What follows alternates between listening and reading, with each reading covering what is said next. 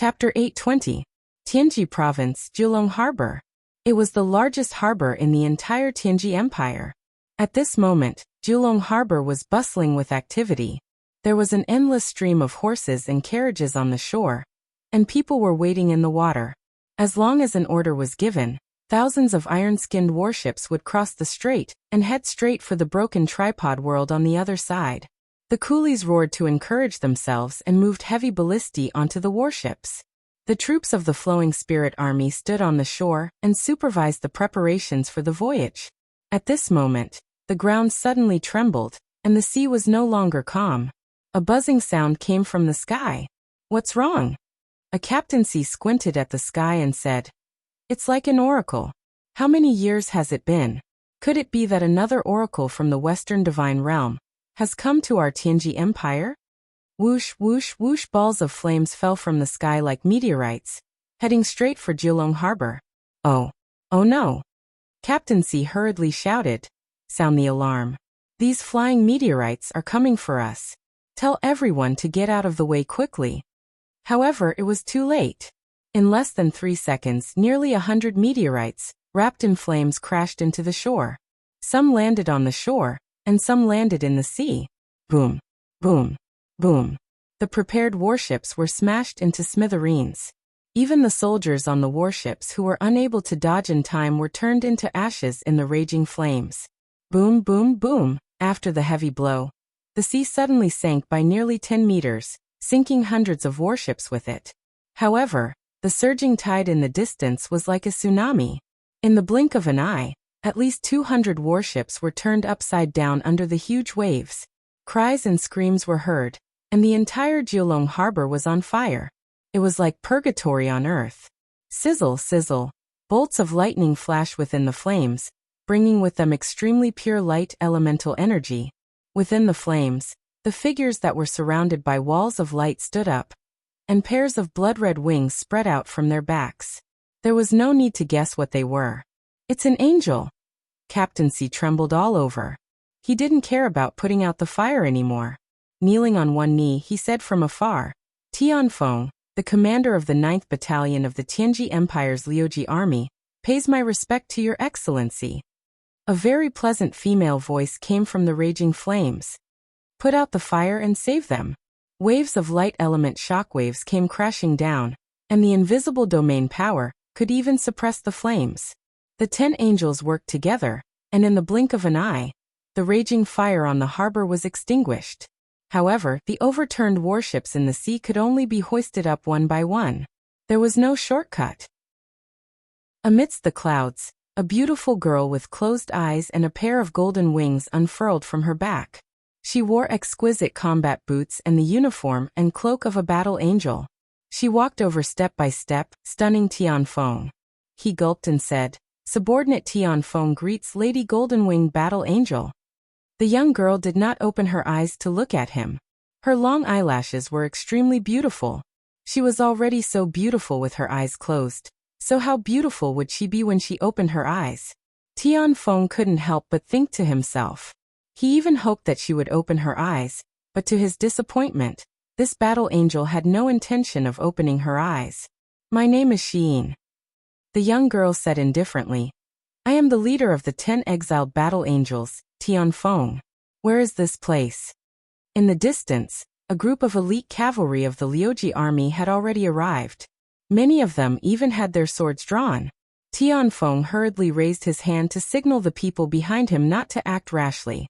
He respectfully said to Xiyin, "Reporting to Lady Xiyin, this is the harbor of Julong City under the jurisdiction of the Tianji Province.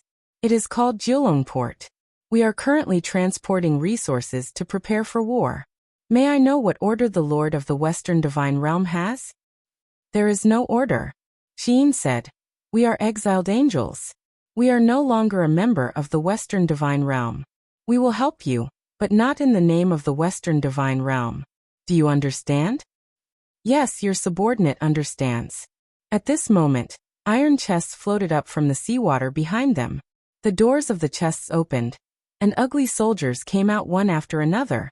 Some of them had a very strong aura, reaching the Holy King realm, and some had just entered the Divine realm. Some were very weak, but they looked very capable. They were definitely the kind of people who killed without blinking an eye. Ah! Tianfeng was shocked. Archers prepared to shoot. Wait. The corner of Xian's mouth curled up, and with a gentle smile she said, "Don't be nervous, Lord Tianfeng. These people are my subordinates, and they will help you win this war." Yes, your subordinate understands. Tianfeng respectfully nodded. Xin.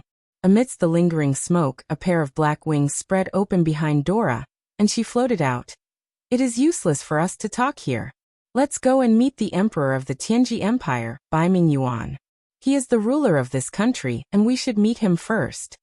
Xin frowned slightly, but did not refute. She nodded and said, "Okay. Tianfeng, where is Baiming Yuan? Bring us to him." "Yes." Tianfeng respectfully nodded and ordered, "Men, bring 10 war horses to the battle angels." When Xin flipped over and mounted the warhorse, Terralyn could not help but be stunned. It seemed that Xin was very familiar with warhorses, and her identity was becoming more and more mysterious. However, Terralyn did not want to find out. After all, Xin had saved her life, and would not harm her. This guarantee between friends was enough. In the sea and on the shore, the metal chests kept on opening, and the banished land armies with all sorts of ridiculous weapons appeared. The soldiers of the Flowing Harmony army could not help but laugh when they saw them from afar. Some of them were holding meteor hammers, while others were hugging onto metal pipes. No one knew what they were, but the most ridiculous thing was that one of them was actually holding onto a metal hammer that looked like a toilet bowl. No one knew what it was used for. Baiming Yuan was not in the imperial capital, but in Nine Dragons City. Perhaps because it was close to Nine Dragons Port, it was suitable for the emperor to supervise. After a group of battle angels entered the city, they immediately attracted a lot of onlookers. Although Xiyin could not see them, she could hear the commoners' discussions. In front of them was Terralyn, and Terralyn was sitting on the horse holding the reins for her. Beside her was a group of cavalry sent by Tianfeng to protect her. There were more than 3,000 people, and this guard of honor was really big.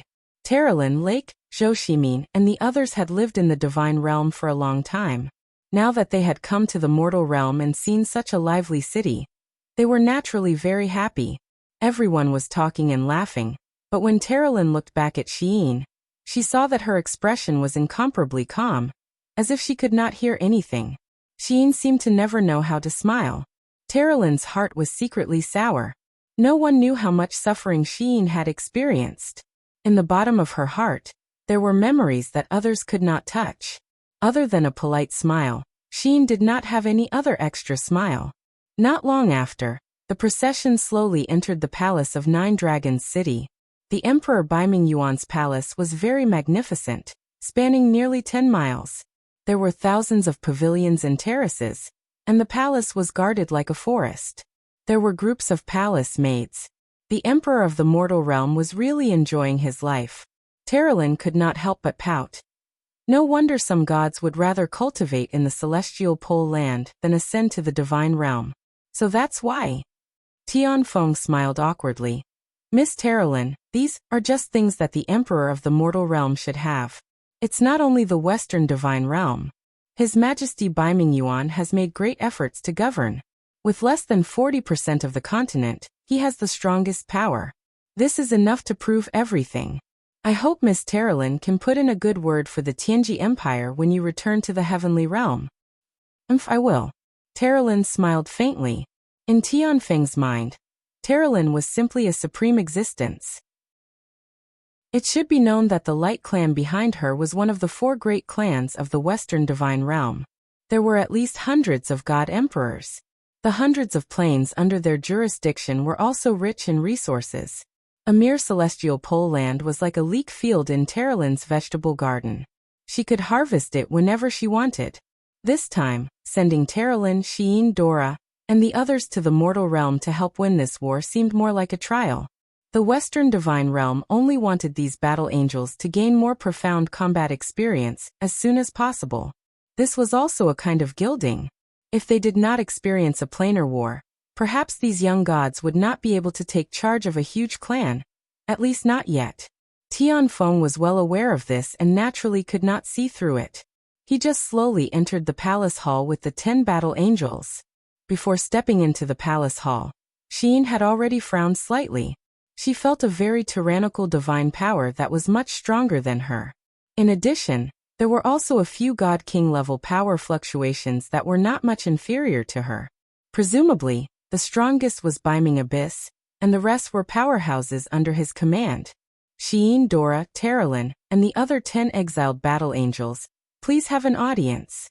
The guard on duty shouted loudly. Although Xin could not see, through the fluctuations of power, she had a better grasp of the surrounding terrain than people with sharp ears and eyes. She stepped over the threshold and walked in with a group of battle angels. They walked straight along the red carpet in the palace hall, passing through the officials, and arrived in front of Biming Abyss. The Empire's emperor, Biming Abyss, was wearing a dragon robe. He looked calm, and his cultivation was unfathomable. His eyes flickered with a deep light. After seeing the 10 battle angels enter the palace hall, he immediately stood up, cupped his hands and said with a smile, "Lower Realm Tianji Empire's emperor, Biming Abyss, greets the battle angels. Your Majesty, you don't have to be so courteous." Xin smiled faintly. "We came from the banished land to assist the celestial pole continent in accomplishing this grand undertaking, so Your Majesty, you don't have to be so courteous with us." "Thank you everyone and thank you Lord Ruler." Biming Abyss looked at the sky with sincerity and said, "I wonder if the battle angels have been to the Celestial Empire and the Blackstone Empire." "No." Xin shook her head. "That's great." A hint of joy appeared on Biming Abyss's calm face. Chapter 821. To Biming Yuan, the arrival of the 10 battle angels was of great significance. It was definitely not limited to the addition of 10 sacred martial king-level experts. The greater significance lay in the families behind these people. He had never heard of Xin and Dora before, but he had long heard of the names of Terralyn, Lake, Zhou Ximin, Luo Fei and the others. They were all heirs of the major families. Gaining their trust meant that the Tianji Empire had gained the trust of the major families in the Western Divine Realm. This was simply a great thing for the Tianji Empire. As long as the Tianji Empire was valued by the great clans and became the cradle for them to cultivate their talents, they would have countless treasures from the immortal realm to use, especially the Radiant Origin Stone. A single Radiant Origin Stone could create a Saint Martial King. This was not a joke. Thinking of this, Biming Yuan could not help but laugh. He said, "The Tianji Empire is the most powerful among the 3 empires in the Celestial Pole continent. Why don't you all stay in the Tianji Empire?" "Okay." Dora smiled. "Then we'll stay in the Tianji Empire and listen to His Majesty's orders." "Wait a minute." Xiyin nodded and said, "Dora, I think you've misunderstood the ruler's intentions. The 10 of us newly promoted battle angels didn't come to the Celestial Pole continent to listen to orders. Instead, we're here to assist. I'll be in charge of everything, and the other members of the Battle Angel team will also have to listen to my orders. Our team will be independent, and will not be restricted by anything." As she spoke, she raised her beautiful face and closed her eyes to look at Biming Yuan. She said, "Your Majesty, what do you think?" Dora trembled with anger, but she did not speak. After all, she was only the vice-captain. Biming Yuan smiled. "Miss Xin is the captain of the Battle Angel squad. Naturally, we'll listen to your arrangements. In addition, the Tianji Empire will do its best to satisfy all of Miss Xin's requests. If you need anything, just tell us. You don't have to be polite." "Okay, thank you, Your Majesty." Xin bowed in the Western Divine Realm manner and said with a smile, "Since Your Majesty has said so, then Xin will take the liberty to make some requests." "Okay, miss, please go ahead. First of all, I'll need His Majesty's token. That way, the Battle Angel squad's movements in the Tianji Empire will be very convenient." "This is a small matter. Men, bring me my Golden Emperor token." Biming Abyss was very generous. A waiter quickly came over with a tray. It was a token made of pure gold that glowed with a golden light. The craftsmanship was very exquisite. Biming Yuan said, "There are only 2 Golden Emperor tokens in the entire Tianji Empire. One is with my younger brother, Marshal Biming Huan, and the other is this one. Please take good care of it, Miss Xiyin. With the Golden Emperor token, it's as if you're the emperor himself. You can command all the major provinces, government offices, and so on.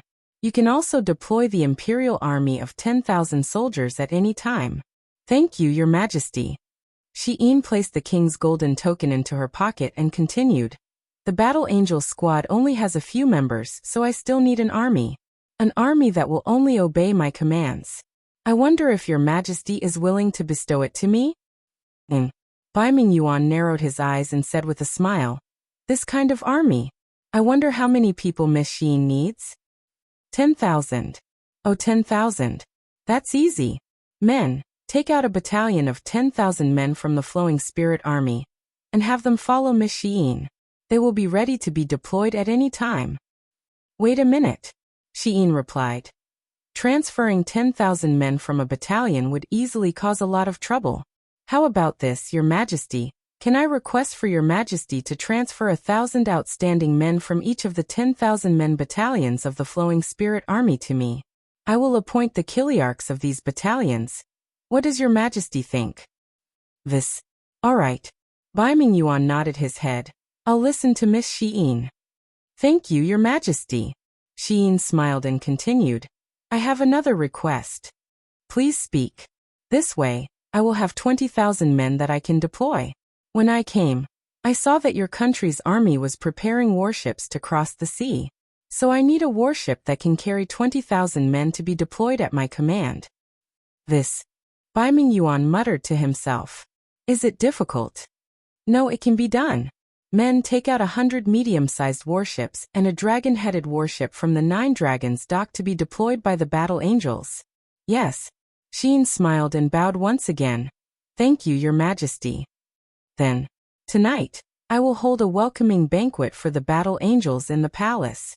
I hope that you will do me the honor of coming and temporarily stay in the Golden Dragon, Inn next to the palace. The largest and best inn in 9 Dragons City is the Golden Dragon Inn. I hope that you will not feel shabby. Your Majesty is too polite. Terralyn smiled. Luo Fei also said, Thank you, Uncle. Luo Fei. Bai Mingyuan smiled like an elder. How has your father been recently? Luo Fei nodded. Thanks to Uncle's blessings, Father's body is very good. He has recently broken through to the 97th Heavenly Passage. Oh, that's really worth celebrating. Thank you, Uncle. Bai Mingyuan had already walked down the steps and had the demeanor of an approachable emperor. I've never seen Miss Dora before. May I know where you are from? Dora respectfully said. I come from a faraway and impoverished plain. Oh, I see. Bai Mingyuan smiled. Heroes don't ask about their background. Miss Dora being able to obtain the Battle Angel inheritance is enough to prove your talent and intelligence. Saying this, Bai Mingyuan looked at Xiyin and said, Miss Xiyin, may I know where you are from? I come from the land of exile, Xiyin said lightly. Bai Mingyuan was stunned. Terralyn saw that the emperor was a little embarrassed and said, Xiyin is Lady Xiyan's sister. This. Shock slowly appeared on Bai Mingyuan's face. So you're Seraph Xiyan's sister. My apologies for not recognizing you. Terralyn smiled in satisfaction. She came from the Light Clan and was used to such power struggles. Rather than saying which family Xiyin came from, it was better to directly bring up Xiyan. After all, Xiyan had long stepped into the 99th Heavenly Passage and was the #1 person in the Western Divine Realm other than Ruler Claude. Even the other Seraph Eva paled in comparison. For the past 10,000 years, Xiyan had fought everywhere and united more than half of the Western Divine Realm starfields with her tyrannical power. This was an unparalleled achievement. Moreover, she was a gentle person and had a good relationship with the leaders of the Western Divine Realm's major families. So in the Western Divine Realm, who wouldn't respect and fear Seraph Xiyan? In fact, Xiyin didn't even know that her sister was so powerful. But she remembered what Xiyin had said to her before she left. Go and live your own life. So, Xiyin had already made up her mind. This time, she wouldn't let herself be controlled by others. Then we'll take our leave and go back to rest, Xiyin said respectfully. All right, goodbye, Lady Xiyin. Dora didn't seem to want to leave. she said to Luo Fei. Young Master Luo Fei, didn't you say you wanted to chat with His Majesty? I heard that the Tianji Empire's tea is very good. Can you stay and drink it? Bai Mingyuan couldn't help but laugh. Miss Dora is too polite. Then follow me to the rear hall. Thank you, Your Majesty. Xiyin, Terralin, and the others went to the post house, while Dora and Luo Fei stayed in the palace. Inside the rear hall, there were many palace maids serving them carefully. Clouds of mist lingered in the incense burner, and the fragrance assailed their nostrils. After entering the rear hall, Bai Mingyuan stopped smiling and dismissed the maids. He asked, Luo Fei, do you have something to say? Luo Fei stammered, actually it's nothing. Then why are you here? Bai Mingyuan was puzzled. Dora smiled and reached into her interspatial bag. Suddenly, she took out a dazzling spear and asked, Your Majesty, do you recognize this treasure? Fergus spear? Bai Mingyuan hurriedly knelt on one knee and said, It's the Fergus spear of Lord Juggernaut. Miss Dora, why do you have it? It was given to me by Lord Juggernaut. He ordered me to do what is necessary when necessary. A hint of pride appeared in Dora's eyes. She said, Lord Juggernaut doesn't fully trust Xiyin, so he gave it to me. Your Majesty, I believe you know how to do things right. Bai Mingyuan could not help but feel a chill in his heart when he saw the ambition and desire in Dora's eyes. Was this something a young girl should have? Obviously not. However, Bai Mingyuan had roamed the continent for 7,000 years, and had seen many clever people who were scheming and scheming. Thus he smiled and said, This is a matter of the Western divine realm, and I'm just a god of the mortal world. Therefore, it's not convenient for me to meddle in the affairs of the divine realm. As for Xiyin, she's Lady Xiyan's younger sister. All the more, I won't do anything disrespectful to Miss Xiyin. Dora squinted her beautiful eyes. She thought to herself that this old fox was really cunning. She smiled and said, Your Majesty, I'm not asking you to do anything disrespectful to Xiyin. I'm just discussing with you. Can I mobilize the army of the Tianji Empire with this spear? This? Bai Mingyuan smiled faintly and said, Forgive me for being presumptuous, but most people probably don't recognize the Fergus spear. In fact, many people don't even know about the Sovereign Lord's existence. However, I don't have a third king medallion with me. It's all right. Dora's lips curled up slightly. She said, You can give the order directly. What do you mean? I don't want an army made up of mortals. They can't even withstand a single blow. What I want is an army that can work for me and turn the situation around. Do you understand? Furthermore, Dora had a sincere smile on her face. As long as you help me, young Master Luo Fei will put in a good word for you when he returns to the divine realm. I heard that the Nia family has several radiant primordial stones in their collection. If Your Majesty obtains one of them, perhaps you'll be one step closer to the 99 heavenly caves. Dora's palm was gently placed on Luo Fei's thigh. How could Bai Mingyuan not see it? He secretly felt a chill in his heart. This little vixen is really amazing. She's making use of all the advantages a woman has. Then, what army does Miss Dora want from the Tianji Empire? Bai Mingyuan asked. I don't want anything else. She stretched out a white, scallion finger and said, I want the dragon riders. Chapter 822. What? The dragon riders? Bai Mingyuan sure could no longer sit still. I'm afraid that's very difficult. The heavenly jade dragon riders are under the direct command of Marshal Bai Mingyuan. Furthermore, more than half of the Empire's dragon riders are already in the Shattered Cauldron realm. In order to defend against the Celestial Empire's covetous eyes, we still need 50 dragon riders to guard the border. Furthermore, we also need dragon riders to protect the expedition at sea. Is that so? Dora's smile widened. She was so beautiful that it made one's heart flutter. She said, When I came here, I heard the energy pulse of a dragon's breath coming from the side of the palace. There are at least 60 dragons there. Are you trying to tell me that these dragons are masterless, Your Majesty? Furthermore, I'm determined to get the dragon riders. If Your Majesty doesn't give it to me, I'll go to the Blackstone Empire or the Celestial Empire to ask for it. I believe that Shi Yuan and Chen Hai won't reject being the Lord Ruler's representative in the mortal realm. Am I right? Bai Mingyuan sure couldn't help but sweat profusely. He had lived for 7,000 years, but it seemed like he still couldn't beat this little fairy in front of him. However, if Dora went to the other two nations, it would be very disadvantageous to him. After all, she was someone arranged by the Lord Ruler Claude. If she returned to the immortal realm and said a few unpleasant words about him, the Heavenly Jade Empire might be doomed. When he thought of this, Bai Mingyuan's face turned purple. Actually, I can give you some dragon riders, but not too many. How about this? I'll send 3 dragon riders to listen to Miss Dora's commands. What do you think? 3 people? Dora said coldly. Are 3 even enough to fill the gaps between my teeth? I'm afraid that the moment Sheen opens her blazing eyes, they'll all be reduced to ashes. What blazing eyes? Why would Miss Sheen kill the dragon riders? Bai Mingyuan was dumbfounded. Although he had entered the immortal state long ago, he had spent most of his time in the mortal world. He knew very little about the immortal world. Therefore, he did not know about the existence of the flaming eyes.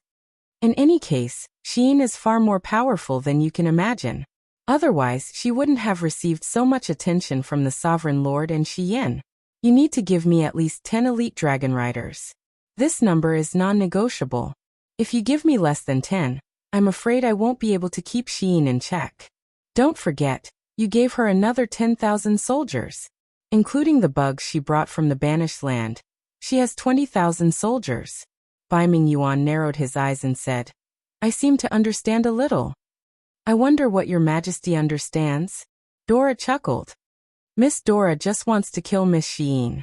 Everything else is actually not important to Miss Dora, right? Hee. Dora laughed coldly, so coldly that Bai Mingyuan felt a chill run down his spine. At this moment, Bai Mingyuan wanted nothing more than to kill this little bitch. He had many hidden experts behind him, and they had the ability to do so. However, the consequences might not be something he could bear. What your majesty thinks is your majesty's business. I don't care. Dora's smile was very uncomfortable. Bai Mingyuan was also a very shrewd person. He leaned back on his throne and smiled faintly. I don't care about the open and secret fights between Miss Dora and Miss Sheen. Since this is a cooperation, then show your sincerity. If I give Miss Dora 10 dragon riders, what will you give me and the Tianji Empire? Dora smiled. If your majesty is willing to cooperate and Sheen dies in the human world, I will definitely put in a good word for the Tianji Empire when I return to the God realm. I heard that the closest plane to the Tianji Empire is called the Cold Star Continent.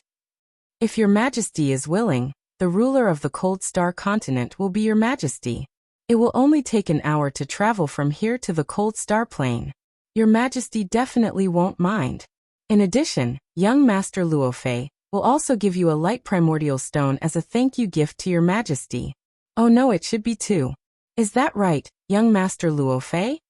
Luofei's face was livid, but he could only nod. Yes, that's right. If that's the case, then all right. Bai Mingyuan was moved. If he could control another plane, it would mean more resources and strength. Moreover, he couldn't break through to the God Emperor realm for a long time. With the light primordial stone, it would be easier. If he could use the army of the Cold Star Plane to join the Tianji Empire, then it would be just a matter of time before he could wipe out the Celestial Empire and the Blackstone Empire. The rulers of these 2 planes would soon be able to establish their own Baiming family in the God realm. That was something that Bai Mingyuan dreamed of. Someone, summon the Dragon Knight General Gong Yangjin to come in and listen to my instructions. Yes, in less than the time it took for a stick of incense to burn, a powerhouse wearing exquisite armor walked in. His breath was steady, and the power pulse of 32 heavenly caves could be sensed. He was a Saint Martial King level powerhouse. Gong Yangjin knelt on one knee and said in a low voice, Subordinate Gong Yangjin greets your majesty. Bai Mingyuan nodded. General Gong Yangjin, greet these 2. Young Master Luofei, the young master of the Nia family in the God realm. Miss Dora, the deputy captain of the Battle Angel Squad. From today onwards, you will lead the 9 Dragon Knights under your command and follow Miss Dora. You are the soldiers that she borrowed from me. When Miss Dora has fulfilled her wish, you will return to Tianji City and wait for her orders. Gong Yangjin was stunned. Then he cupped his fists and said, "Yes, I understand. Then, we will take our leave." Dora stood up, bowed and smiled. "General Gong Yangjin, bring your men to the Golden Dragon Embassy to find me." "Yes." Looking at the backs of Luo Fei and Dora, the gentle smile on Bai Ming Yuan's face froze, and gradually turned cold. He said, "Humph, a little bitch who thinks she's smart. Luo Fei, you are really useless. You are actually controlled by such a woman. I'm afraid the future of the Nia family can't depend on you." The banquet was very sumptuous and luxurious, and it was an eye-opener for all the battle angels. Although the immortal realm wasn't poor, the cultivation of the immortal realm required bitter cultivation. Although the spiritual energy in the immortal realm was abundant, in terms of delicacies, one still had to look at the mortal world. Everyone ate until their bellies were round, and Sheen was a little worried that these battle angels would lose their cultivation because they ate too much. As they walked on the road back to the Golden Dragon Embassy, dragon roars echoed in the air. Sheen couldn't help but frown. She looked up at the sky and said, "Are they dragon knights? Are they following us?" "No, they're not following us." Dora smiled and shouted into the sky, "Gong Yangjin, come down." Flapping dragon wings sounded, and a giant dragon descended. On the dragon's back was Gong Yangjin, who was holding a dragon spear. He said respectfully, "This subordinate greets Miss Dora." Dora smiled with satisfaction. "All right, let's go back. We will set off tomorrow. Come with me." "Yes." Gong Yangjin led the other 9 dragon knights and flew away. Sheen frowned slightly and asked, "What's going on?" "Oh, it's like this," Dora explained. "Sheen, you have already borrowed 10,000 soldiers from His Majesty the North Sea. However, I'm worried that it's not enough to help the Battle Angel Squadron complete their mission. Therefore, I borrowed another 10 people from His Majesty. However, they are all dragon knights, the ones you saw just now." "Dora, what are you trying to do?" Sheen suddenly smiled. Dora's hand tightened slightly as she held onto the bottom spear. She said, "Nothing much. I just want to strengthen our forces." "According to what you said, do these 10 dragon knights listen to my orders?" "Oh no, they only listen to me." Dora smiled and said, "Sheen, you already have an army of 20,000. Are you still greedy for these 10 people? One should be content with what they have. Besides, this continent is connected to the celestial pole continent by the Shattered Cauldron realm. You alone can't control such a large territory. You should feel gratified to have a capable assistant like me helping you." "I am very gratified." Sheen's voice was very calm as she said, "Take care of yourself. Don't play with fire and burn yourself." Tomorrow morning, we will head to the Shattered Cauldron realm at full speed to assist in the battle. Are you coming with us?" "Of course." Dora smiled. "My dragon knights too." In the night, Terralyn sneered. A villain intoxicated by success. "What did you say?" Dora's face was as cold as frost. "Terralyn, I really regret not killing you in the Forgotten Forest. Don't be too arrogant. Otherwise, you will only have yourself to blame for any consequences." Sheen's voice became even calmer. "Dora, if you want to kill Terralyn, go ahead and try. I also want to see who will die first. Don't think that you can control me just because you have the bottom spear. With just you alone, you are still far from being able to do so." "You." Dora was so angry that her whole body was trembling. She sat on her horse and gritted her teeth as she watched Sheen, Terralyn, and the others leave. Beside her, Luo Fei said, "She is the captain this time. Why do you have to be angry at her?" "Shut up," Dora said coldly as she looked at him. "What else do you have other than your skills in bed? You are practically a piece of trash. I really don't know how you can help me." Luo Fei was stunned. His face turned green and white as he stood there, not knowing what to do. Dora smiled faintly. "Sister Dora, don't be angry. Sheen won't be able to be smug for long. Why do you have to be angry at a blind person like her? Just wait and see. Things will definitely change when we reach Shattered Cauldron Realm." Can she really reach Shattered Cauldron Realm?" Dora sneered. Both Dora and Luo Fei were stunned, but they didn't dare to speak again. After all, Dora was temperamental, and no one dared to provoke her now. In the blink of an eye, The night passed. The early morning fog covered the surroundings of the harbor. There was no wind in the morning, and only when it was close to noon would the east wind blow away the fog, allowing the warships to move towards the other shore. Based on the current wind speed, it would take about a week to reach Shattered Cauldron Realm from Nine Dragons Port. The 10,000 soldiers of the Flowing Spirit Army had all arrived. However, Sheen had reappointed the Kiliarchs and rewarded them. These 10 Kiliarchs were considered to be obedient to her, and this army was basically under her sole control. On the main warship, there was a lifelike dragon head proudly facing the front. It was a dragon-headed warship, and it was also Sheen's ship.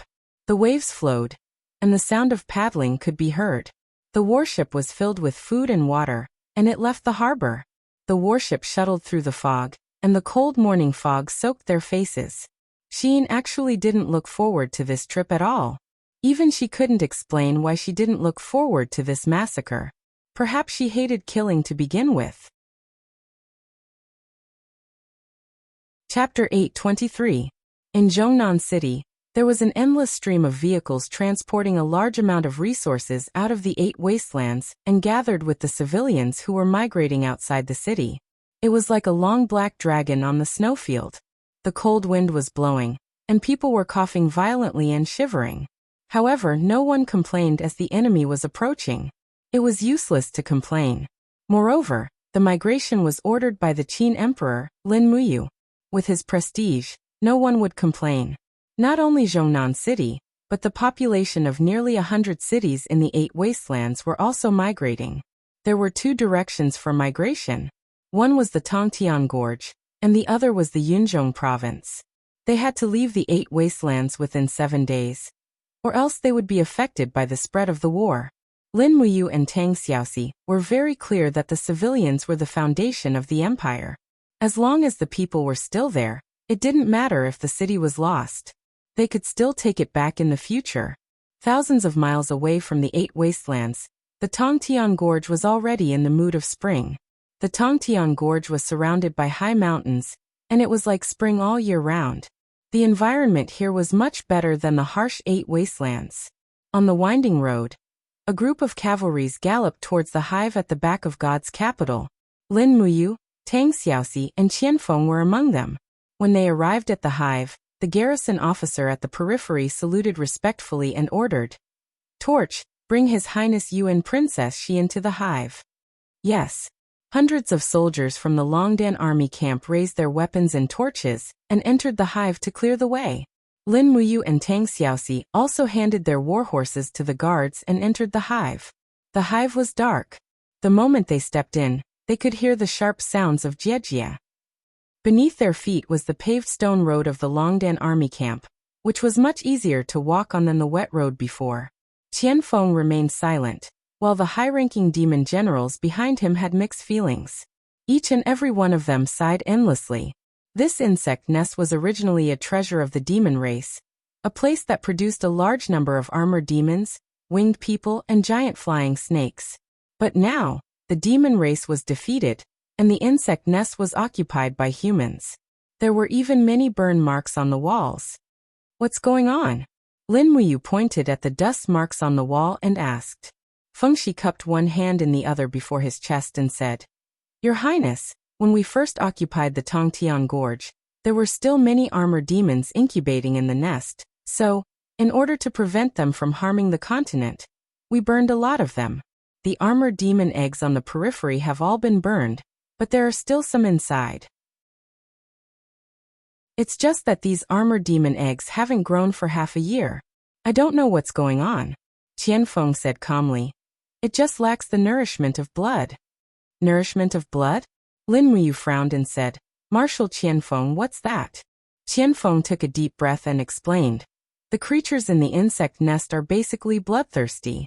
They live on blood. So His Majesty the God Emperor sent a large number of living people into the insect nest, killed them, and buried them together, forming a corpse breeding ground under the insect nest. This corpse breeding ground is filled with rotten blood. And the power of the soul is also very strong. It's what the armored demons, winged people, and flying snakes need the most to hatch." Lin Muyu couldn't help but laugh. Such a cruel domestication method. using human lives to feed your beasts. Just based on this, your race is not worthy of being called the god race. Shouldn't the gods be compassionate to the mortals? Qianfeng laughed at himself. I've never intervened in the matters of the insect nest, and I'm not qualified to intervene. It's all controlled by the sacred master. What's the point of your highness you blaming Qianfeng at this time?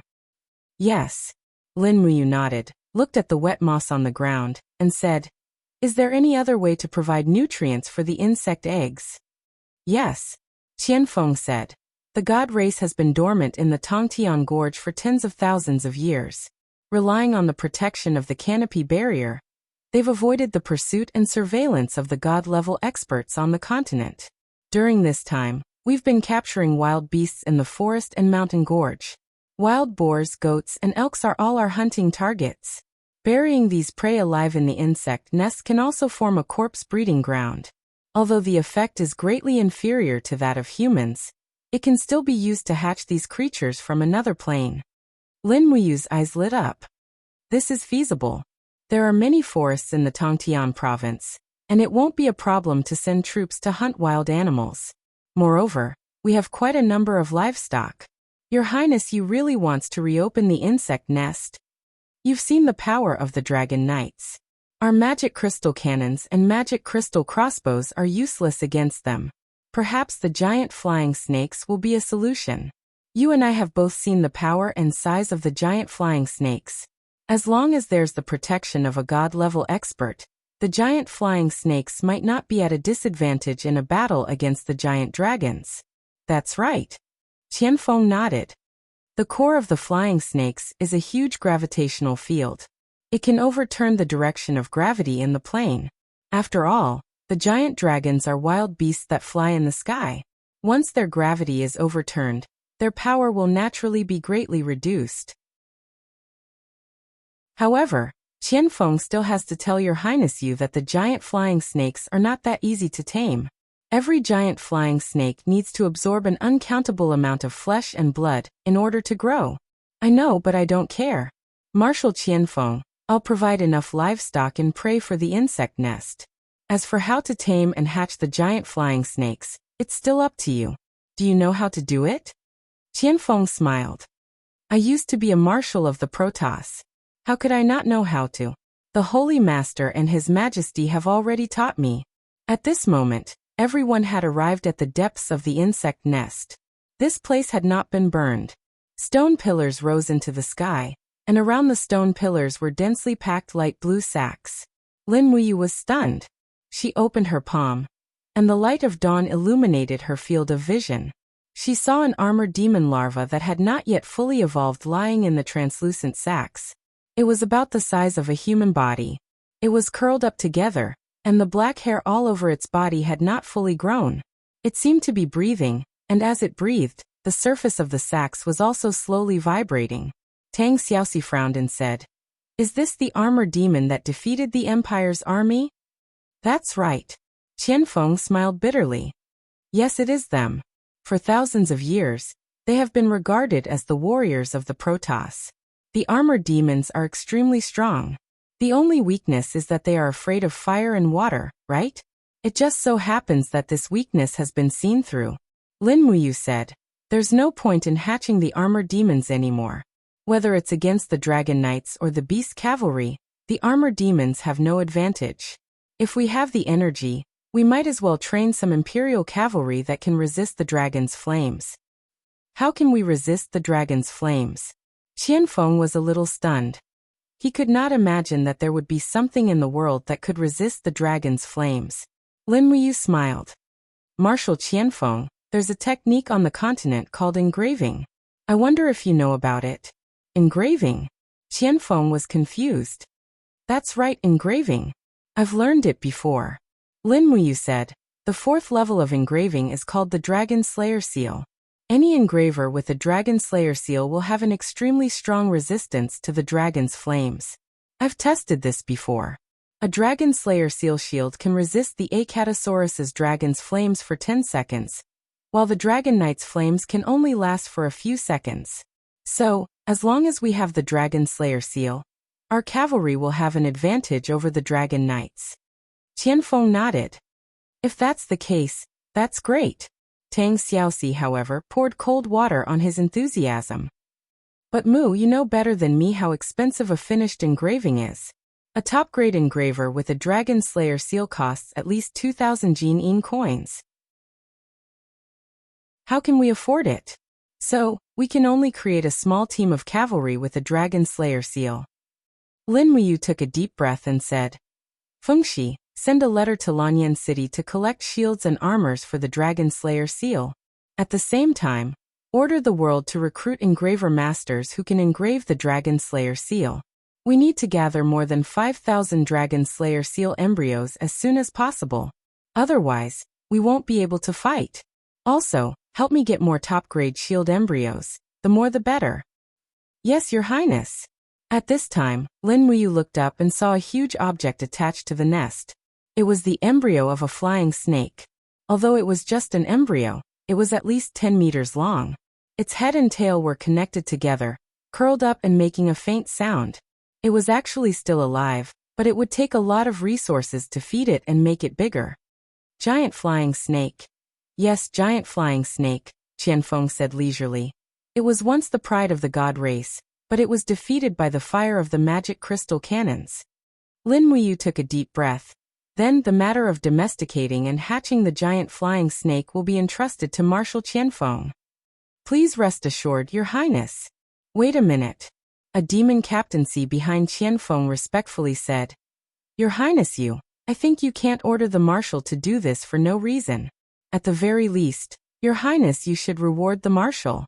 Otherwise, the Marshal's position will not be justified. How will he be able to establish a foothold in Heaven's Gorge? After all, the Empire's army is stationed everywhere in Heaven's Gorge. Smelter, don't be presumptuous. Qianfeng scolded. No. Lin Muyu raised her hand and said, General Smelter's reminder is right. It is my negligence. Since we have decided to join forces to deal with the enemies of the Celestial Pole continent, we cannot be the slightest bit negligent.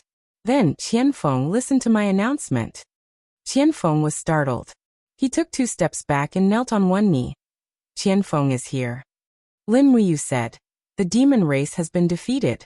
This is an indisputable fact.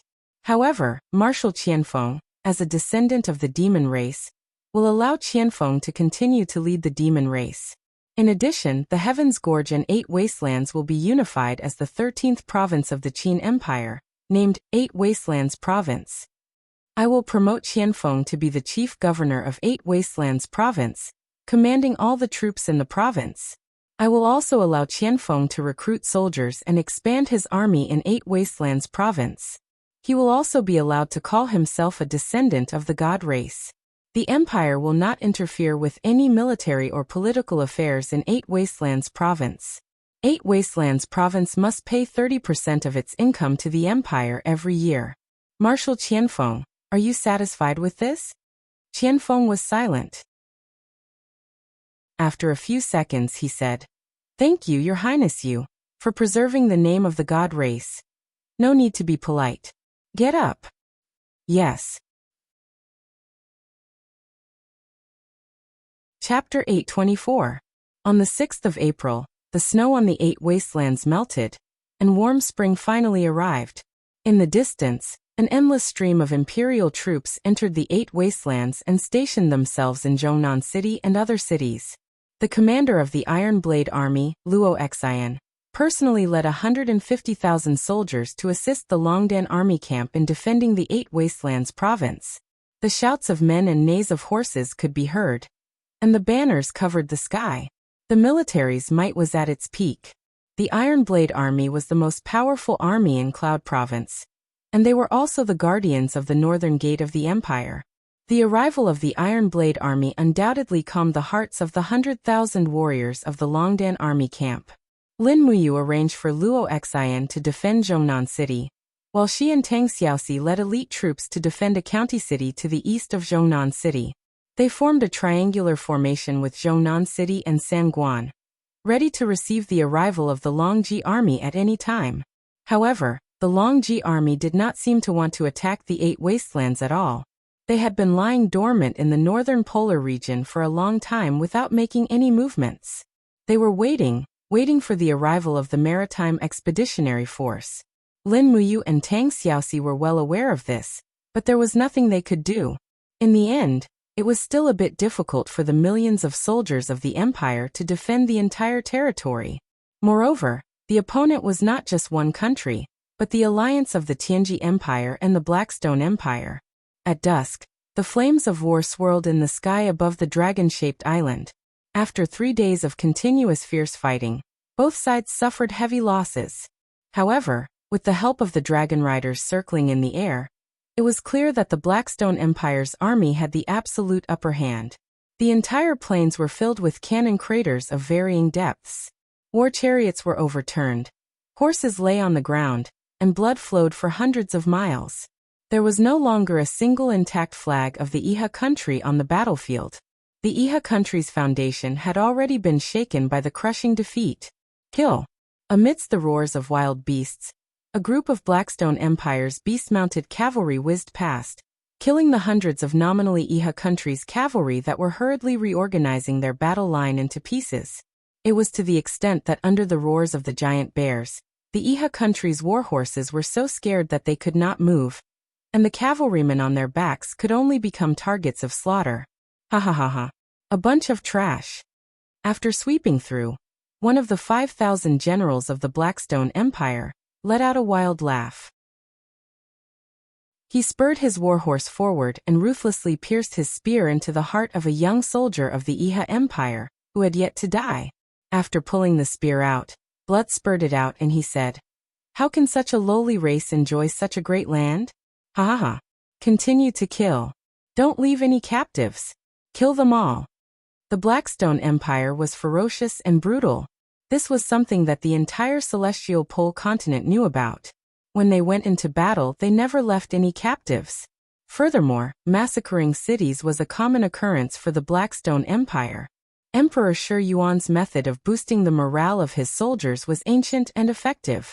Slaughtering surrendered soldiers, raiding cities, raping fathers and daughters, and selling people were all his forte. Puff puff puff.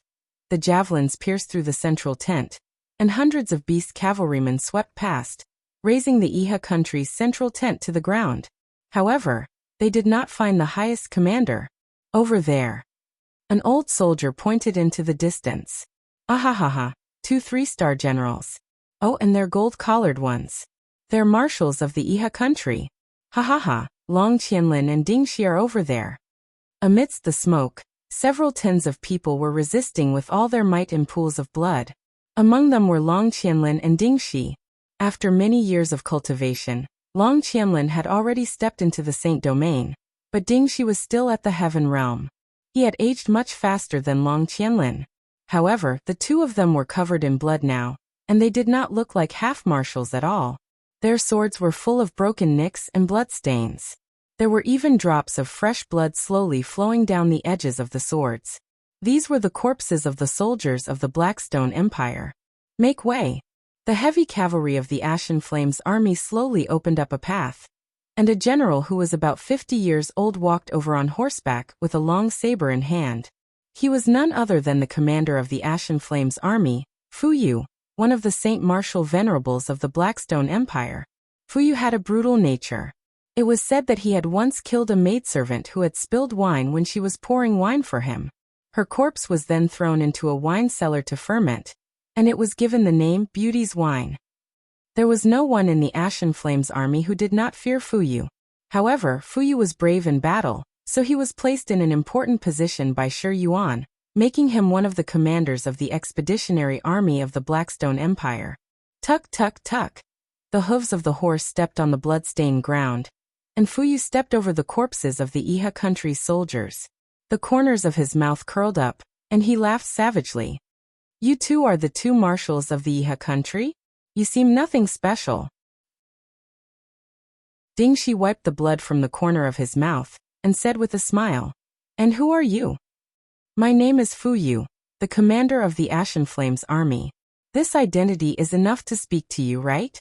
Marshal Ding Shi?" Fu Yu stared coldly at Ding Shi's legs, and said with a smile, It's a good pair of chopsticks. Dingxi could not help but laugh. Chopsticks? Where did you see chopsticks? No, no, no. Fu Yu shook his finger and said with a smile, I'm saying that after I kill you, I'm going to carve your leg bones into a pair of chopsticks. You. Dingxi could not help but feel a chill in his heart. Meanwhile, the group of Iha country generals beside him were all filled with righteous indignation. Several of them raised their weapons and charged out, shouting, Die, you beast! Is that so? Fu Yu swung his long saber, and the law of fire and divine power roared. In the blink of an eye, 7 Kiliarchs from Iha country were turned into ashes, and they fell to the ground in flames. The difference in strength was not as simple as one. Dingxi's eyes were filled with despair. He tore off a piece of cloth from his cloak, and wrapped it around his bloodied hands. He gripped his longsword tightly and said with a smile, Marshal Long, it's time for us to show our loyalty to the Iha country and the Shattered Cauldron realm. I don't know why, but this battle is the most satisfying battle I, Dingxi, have ever fought in my life. My opponent is finally no longer one of us. Long Qianlin also smiled, and a trickle of blood flowed down his forehead into his eyes, as though he was crying tears of blood. He said, Marshal Long, it's time for us to show our loyalty to the Iha country and the Shattered Cauldron realm. I don't know why, but this battle is the most satisfying battle I, Dingxi, have ever fought in my life. Finally, my opponent is no longer one of us. Kill. The shouts of dozens of people seemed to be earth-shattering. Fu Yu's face was ashen as he gripped his longsword and said, You're about to die, and you're still trying to talk big. You really don't know what's good for you. Killing trash like you will only dirty my blade. Men, release 10,000 arrows at once. I want to see them turn into porcupines. Behind him, the archers drew their bows. A dense rain of arrows rained down, and in the blink of an eye, dozens of Iha country's generals fell one by one in a rain of blood. Long Qianlin and Dingxi were hit by several arrows, but with their cultivation, they wouldn't die so easily. They were only seriously injured. Another round. The arrows continued to burst forth with fierce killing intent, and Dingxi and Long Qianlin's battle energy was almost exhausted. Even the speed at which they swung their weapons to block the arrows became very slow, and in the blink of an eye, they were hit by a few more arrows. Puffed! Dingxi suddenly spat out a mouthful of blood, and his knees went soft as he knelt on the ground. He had reached his limit. Ding Shuai. Long Qianlin hurriedly supported his arm and said, How are you? Dingxi's face was covered in blood, but he smiled and said, I saw it. What did you see? Long Qianlin was stunned. Dingxi blankly looked at the sky and murmured, I saw thousands of miles of rivers and mountains. I saw a throne surrounded by hundreds of dragons. I saw the world being unified. I saw peace. I saw tranquility. I saw 10 mu of fertile land and a peaceful life that I promised my wife. I saw dogs barking. I saw good people no longer crying, but I can't live to see that day. Long Qianlin's nose turned sour, and tears mixed with blood flowed down. Finally, he knelt on the ground powerlessly and said with a sad smile, Ding Shuai, my good big brother, if you want to leave, let Qianlin go in front of you. Thank you. Thank you for correcting my evil heart for so many years. Thank you for treating me like an elder brother. With that, Long Qianlin forcibly gathered the last of his strength, tightly gripped his longsword, and rushed toward his opponent. There was no fear on his face as he roared, Even if my country perishes, my heart will not die. You bandits must die. PFFF PFFF PFFF. Dozens of sharp arrows shot into his body, but Long Qianlin didn't stop. He rushed toward his opponent with blood all over the ground, roaring, Big brother, I'm going first. You're courting death. Fu Yu laughed coldly as he urged his horse forward, and his saber lightly pressed against Long Qianlin's heart-protecting mirror. Bang! The heart-protecting mirror split open, and the tip of the saber pierced into his flesh. It pushed an inch by inch until the edge of the saber pierced straight through Long Qianlin's heart. Fu Yu roared furiously as the edge of the saber pierced through his body, and he forcefully raised Long Qianlin's body into midair as he roared furiously. This is the consequence of going against the Darkstone Empire. Turn into ashes. The edge of the longsword suddenly spun rapidly, and flames sprayed out. In the blink of an eye, Long Qianlin's corpse had already turned into minced meat and ashes. Fresh blood splattered on every soldier of the Ashen Flame Legion, but they seemed to thirst for this fresh blood. It was probably because this was the body of the marshal of the Iha nation, a famous general of the Shattered Cauldron realm, Long Qianlin. Ding Shi knelt on the ground, watching the scene of Long Qianlin's tragic death in the distance. His heart felt like it was being twisted by a knife, and tears flowed out of his eyes. Long Qianlin, good marshal of the Iha nation, rest in peace. Ding Shi will accompany you soon. With that, he suddenly raised his longsword and placed it across his neck. He was going to commit suicide. Wait a moment. Fu Yu roared angrily, and with a palm strike, he sent Ding Shi's sword flying. With a cold gaze he said, Ding Shi, this commander said that you are my future chopsticks. Without my permission you cannot die. Ding Shi looked at him dejectedly and sneered. Come, it doesn't matter how you die, but you a beast like you will sooner or later end up like me. Just wait and see, there will naturally be people who will avenge me and Long Qianlin. Are you dreaming? Fu Yu laughed loudly. However, at this moment, a dragon's roar suddenly sounded in the sky. It was a dragon rider riding on a green dragon, and he said loudly, Commander Fu Yu, a fleet has appeared in our Eastern Sea region. There are about 100 warships. Oh. Fu Yu raised his eyebrows and asked, whose army is it? It seems to be the flag of the Tianji Empire. Humph, a mere 100 warships are nothing to be afraid of. After I kill Ding Shi, I will go and meet them. Yes. Fu Yu slowly raised his longsword, and the blade was still stained with Long Qianlin's blood. Just as Fu Yu's blade was about to fall, a woman's voice suddenly sounded in his ear. Stop. What? Fu Yu seemed to have misheard, but in the blink of an eye, his face was filled with anger. No one has dared to order me, but I will kill him. The blade followed the wind, and went straight for Ding Shi's neck. Ding Shi closed his eyes. Death was the best ending. At least he would not have to bear all the pain in the world anymore. Pa pa! Lightning flashed, and a beautiful figure suddenly appeared between Fu Yu and Ding Shi. A pair of golden wings of light spread out, and with a clang, Fu Yu's blade was forcefully knocked back. Chapter 8:25. Who are you? Fu Yu looked at the girl in front of him in shock. Her eyes were tightly shut, but her eyebrows were like a brush stroke. She was extremely beautiful, and she was dressed in the attire of a level 7 battle angel. The girl didn't look at him and said indifferently, Don't kill him. Why? Fu Yu was used to being arrogant and didn't seem to want to listen to her. At this moment, another bolt of lightning flashed and another beautiful girl arrived. It was Terralyn. Terralyn glanced at Fu Yu and said, The godly state experts of the celestial pole continent are getting more and more unruly. They don't even salute when they see a battle angel. They really need to be taught a lesson. Battle angel? Fu Yu had never been to the heaven realm. Although he had the cultivation of the 21st grotto heaven realm, he had never heard of the existence of battle angels. He rolled his eyes and said, I don't care what battle angel you are. If you dare to disturb me while I am enforcing the military law, I will kill you all. You can try, Sheen said indifferently. Let's try, Fu Yu roared. Brothers, let's kill them together. Terralyn stepped back. Sheen suddenly said, and Terralyn naturally knew what he meant. The next moment Sheen suddenly opened his eyes.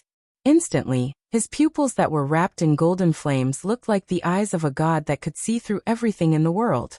The powerful domain power crushed down like a landslide, making Fu Yu and the Ashen Flame Core unable to move.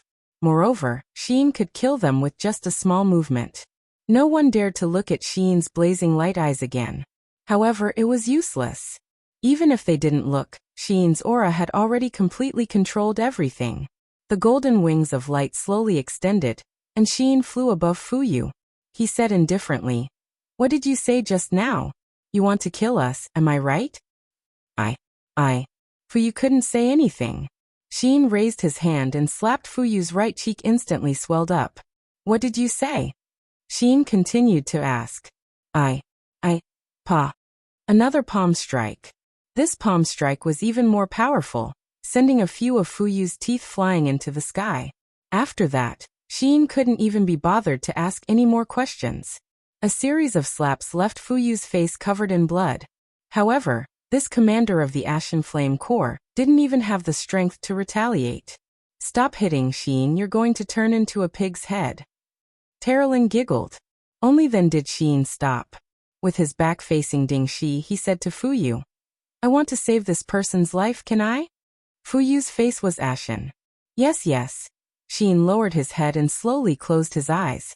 The moment the blazing eyes closed, he finally felt as if he had just walked through purgatory. The Sheen in front of him had also turned into a pure and cute girl from the immortal world. It was as if he had been dreaming. When Sheen slowly turned around, Ding Shi was stunned. Qinin. Princess Qinin. What's wrong? Someone called me Qinin again?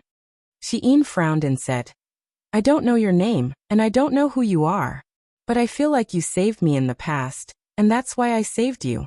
There's no need to thank me, this is my repayment. Are you willing to follow me in the future? Ding Shi had long been disheartened. Hearing Qin Yin's words, he immediately knelt on one knee and said in a very calm voice, Ding Shi is a sinner. If Princess Yin is willing to take Ding Shi in, Ding Shi will sacrifice his life to repay you. That's good. So your name is Ding Shi. Ding Shi. Who do you want to save now? My subordinates. Ding Shi turned around and found that almost all of his subordinates were dead. Only one person was still standing there with a spear in his hand. His chest and legs were full of arrows. It was Ding Sanging. Sanging, come over. Yes, Marshal. Ding Sanging hobbled over and said respectfully, Subordinate Iha Nation's East Suppression General Ding Sanging greets Princess Yin. Sheen didn't know why they called her that, but she couldn't be bothered to care. She nodded and said, Then come with me. Our ship is about to reach the shore. How far is this place from the Shattered Cauldron Realm continent? Ding, she said, a few 100 meters. Just 2 days of sailing with the wind. All right, then we'll station ourselves on Dragon Island.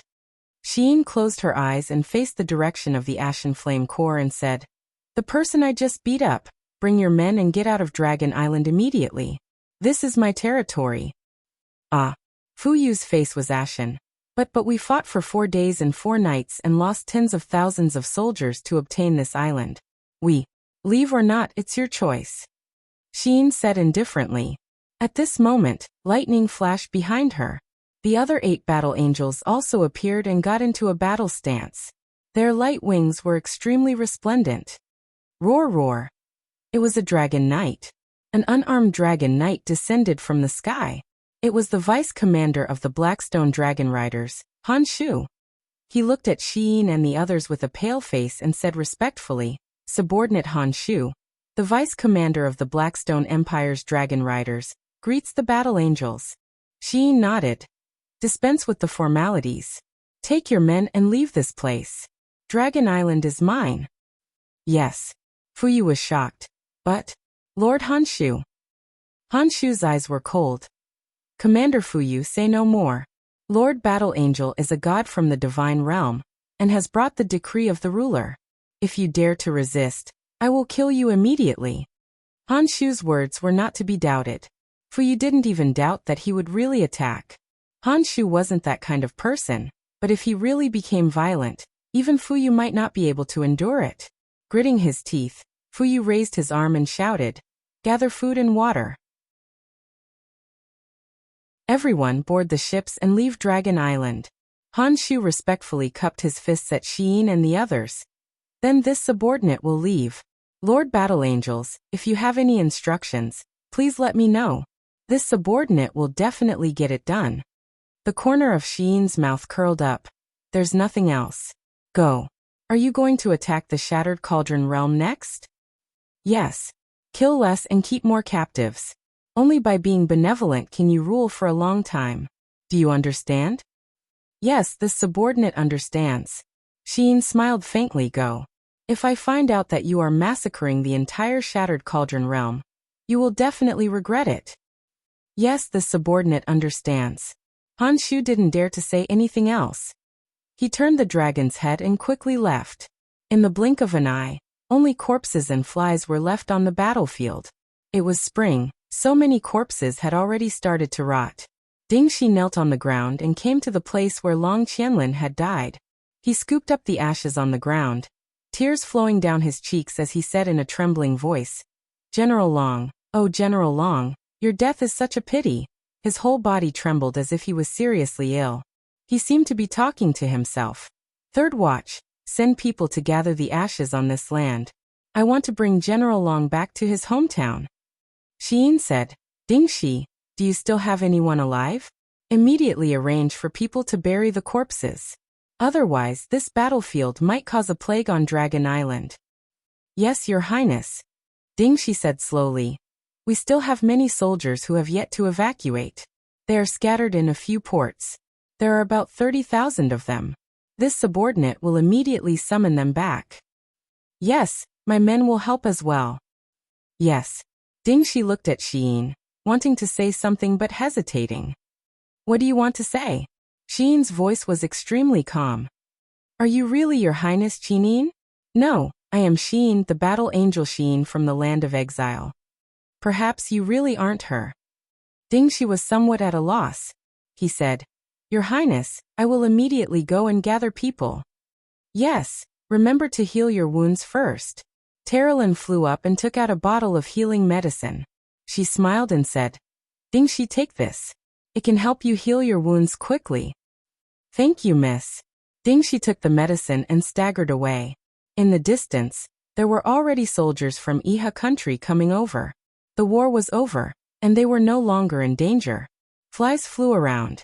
When the flies flew around Xiyin, they were burned to ashes by the power of the light wall when they were about 50 centimeters away from her body. They were like moths flying into a flame. Dola held the Dig's spear and looked at the ground full of corpses indifferently. She said, We clearly came to help the celestial pole continent win the war quickly, but now we have to help others clean up the battlefield and bury the corpses. Xiyin, could it be that you have forgotten the ruler's decree? No, I have never forgotten it. Xiyin said indifferently, but we are battle angels, not soldiers who charge into enemy lines. Winning a war is not something that can be done in a day. Dola, why are you so anxious? We are stationed on the dragon-shaped island, and can observe all the battles in Shattered Cauldron Realm at any time. We can make our decision then. Don't forget that I am the leader of the Battle Angel Squad. If you give random orders and don't follow orders, I will kill you. Dola gritted her teeth. You. Luo Fei tugged on Dora's hand and said, Dora, she's right. There's a saying in the human world that good steel should be used on the blade's edge. We're a battle angel party, so we shouldn't be charging into enemy lines in the first place. We should be the ones dealing with the strongest opponents. Dola sneered and did not say anything else. The battle on the dragon-shaped island was the second battlefield between Shattered Cauldron Realm and Celestial Pole Continent. In the end, the Iha nation suffered a crushing defeat. Even Long Qianlin, one of the two great generals of the Iha nation, had perished. When Long Qianlin perished, Qin Yi and Qin Huan's fleet had arrived at the east coast of Shattered Cauldron Realm continent after a 3-day voyage. They did not approach the Linkhong province's territory from the front. Instead, they chose to enter the continent from the extreme south. After the warships docked, the 150,000 soldiers disembarked and entered the southern barbarian forest. There are poisonous insects and ferocious beasts everywhere. What a barren land. Qin Huan rode on his warhorse and said with a face full of dissatisfaction, Father, why don't we attack the 4 ports of Linkhong province? Most of their troops are stationed in the north, and there aren't many troops in Linkhong province. With our 150,000 soldiers, it would be a piece of cake to attack the 4 ports. Qin Yi frowned. Huaner, don't say any more. This is our homeland. It is the homeland that Ding Shi and Long Qianlin think about day and night. It is already a blessing to be able to step on this land. Why are you so dissatisfied? Qin Huan did not say anything else. However, no one knew that Long Qianlin would never be able to step on the land of his homeland again. Chapter 826. What? Long Qianlin is dead? 3 days later, in the Deerhorn County Government Office. When Lin Muyu received the news of Long Qianlin's death, he was extremely shocked and accidentally knocked over the cup on the table, causing the hot tea to spill all over the floor. Wei Chou dusted off the rain on his armor and hung his raincoat at the side. That's right, I just received Yu's letter. The Blackstone Empire's Ashen Flame Army and Sea Mountain Army had a total of 300,000 soldiers attacking the Dragon Island. Both sides fought for 4 days and 4 nights on the plains of the island. Almost none of the 200,000 soldiers from the Iha country survived. Long Qianlin died in battle, and the person who killed him was the commander of the Ashen Flame Army, called Fuyu. Fuyu. Lin Muyu slowly sat down and muttered again. Fuyu. Your Highness, what's wrong? Wei Chou was slightly surprised. Long Qianlin was a mortal enemy, but after hearing the news of his death, Lin Muyu did not seem to be happy at all. Tang Xiaoxi, on the other hand, was smart enough to see through it at a glance. She said, the Empire and the Iha nation have had endless grievances. After so many years, Long Qianlin was the pillar of the Iha nation. Now that Long Qianlin is dead, I'm sure Mumu will feel lonely. Yes.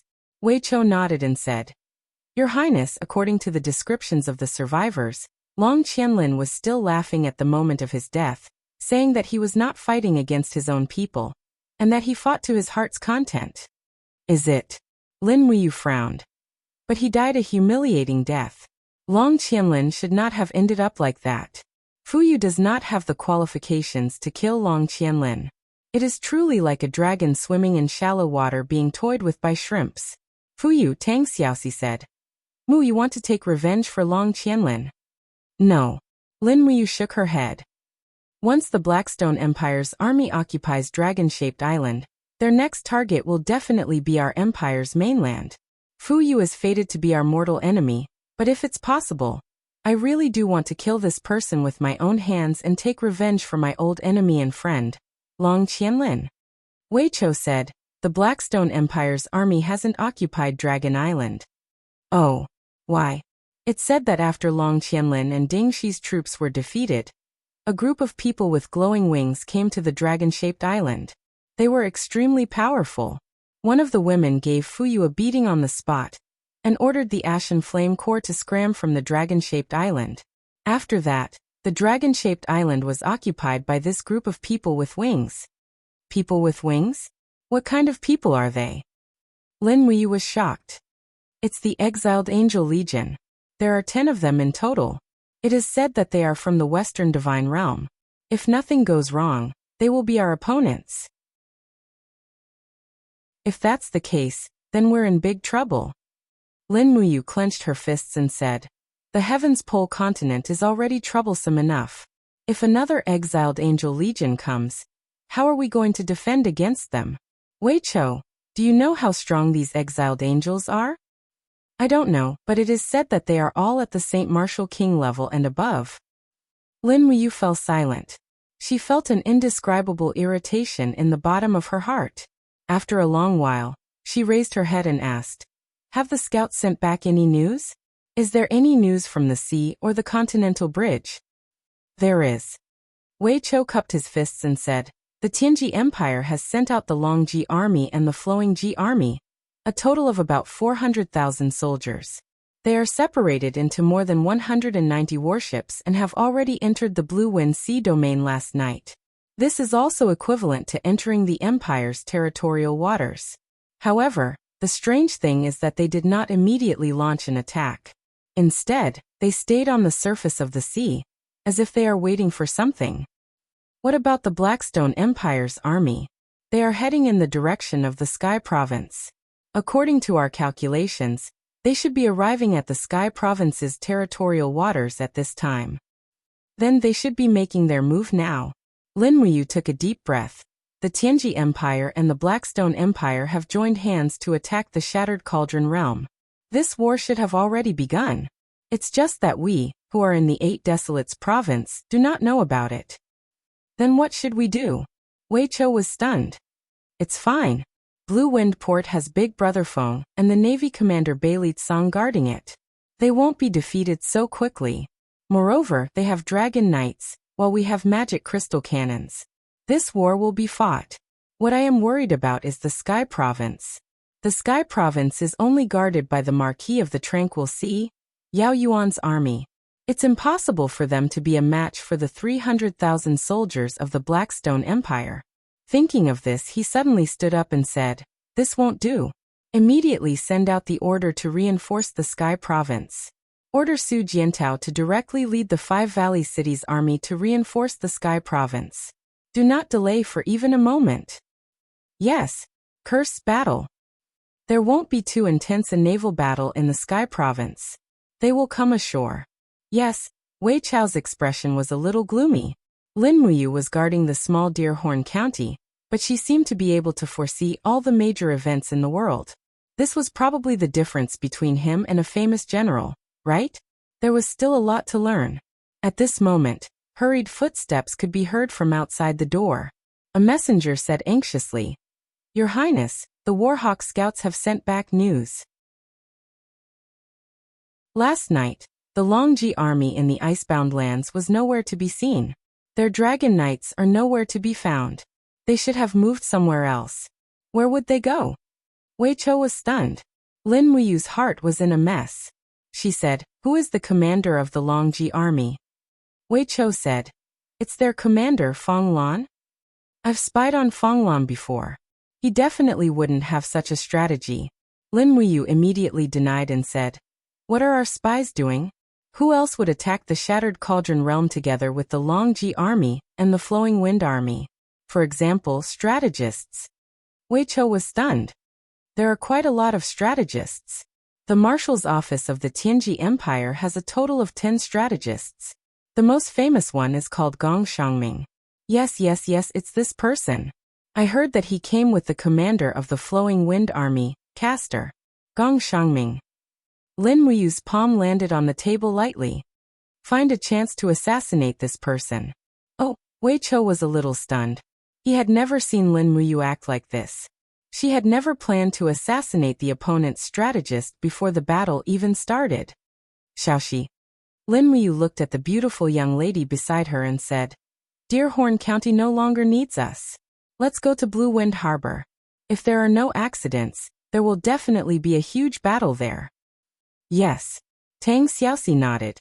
In the blink of an eye, the two of them had already flown out of Deerhorn County, leaving Wei Chou and Fengxi dumbstruck. Dong dong dong dong. 2,000 to 400 kilometers away, the sky above Blue Wind Harbor reverberated with the deafening sound of war drums. The sounds of the war drums became more and more intense, which also proved that a battle was about to begin. In the harbor, battleships sailed into the sea after replenishing their supplies. Every battleship had a dark blue flag of the Purple Yinhua Empire. This flag that had lasted for tens of thousands of years still fluttered in the sky above the empire's territory. However, no one knew how long this history would last. Huge battleships entered the inner sea one after another. The waterline was very deep, the parapet was high, and the outside of the parapet was cast with iron sheets. Every battleship cost a lot of money and had not been tested in battle. No one knew if these battleships, which were regarded as the Empire's king's battleships, would be able to achieve great feats. On the main battleship, the parapet was a full 3 meters tall. The bow of the ship was a defensive body wrapped in thick iron sheets. The tip of the ship protruded like a dragon's tooth and was forged with white diamond. This allowed the battleship to not be at a disadvantage when colliding with the opponent. On the deck, Feng Jixing held a long blade in his hand. He was tall and straight, and he had the demeanor of a king. His eyes were looking at the indistinct figures of the opponents in the distance. Those were the troops of the Tianji Empire. How are the preparations going? He nodded and asked, as if he did not want to get an answer at all. Bailey Tsang said respectfully, "Your Highness, a total of 500 battleships are ready. In addition, there are also 1,100 iron-skin battleships, 1,500 Liaotsong warships, and 2,700 barges. The Liaotsong and the iron-skin battleships are equipped with light magic crystal cannons. The rest of the small ships are only equipped with elite crossbowmen and shield bearers. Each battleship battle group consists of 2 battleships, for iron-skin battleships, 6 Liaotsong warships and 10 barges. They will reinforce and protect each other to achieve the maximum combat power. In addition, all the small ships are equipped with black beach oil and so on. If necessary,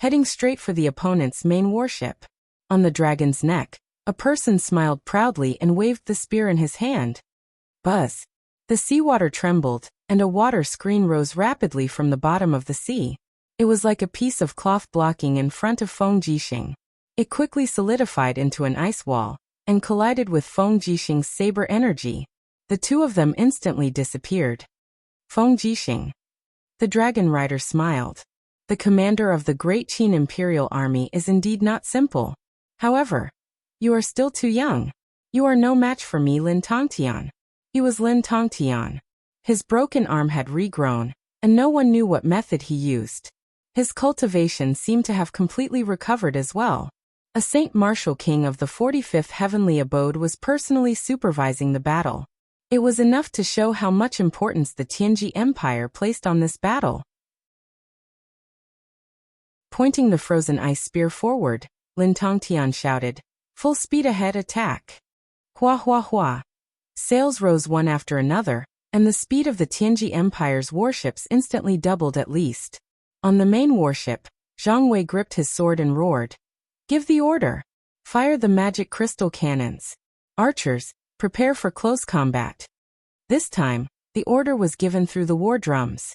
Amidst the intense beating of the war drums, the magic crystal cannons set up at the bow of the warships started to fire. Boom boom boom. Purple mushroom clouds surged on the surface of the sea. Airwaves shot out in all directions and mixed together, shaking all the warships. The sky shook and the earth shook, as if the end of the world had arrived. Amidst the fire clouds, the Tianji Empire's warships in the first row were almost undamaged. Under the protection of the Dragon Imperial Battle Circle, the magic crystal cannons couldn't hurt them at all. However, the warships in the back row that didn't have the protection of the dragon riders suffered a lot of damage.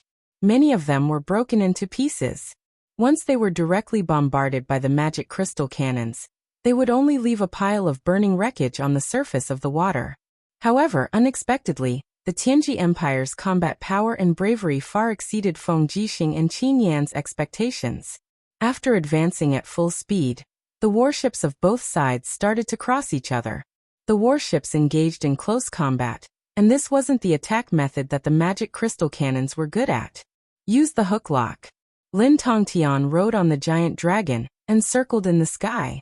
He shouted, "Hook it and build a bridge. Attack."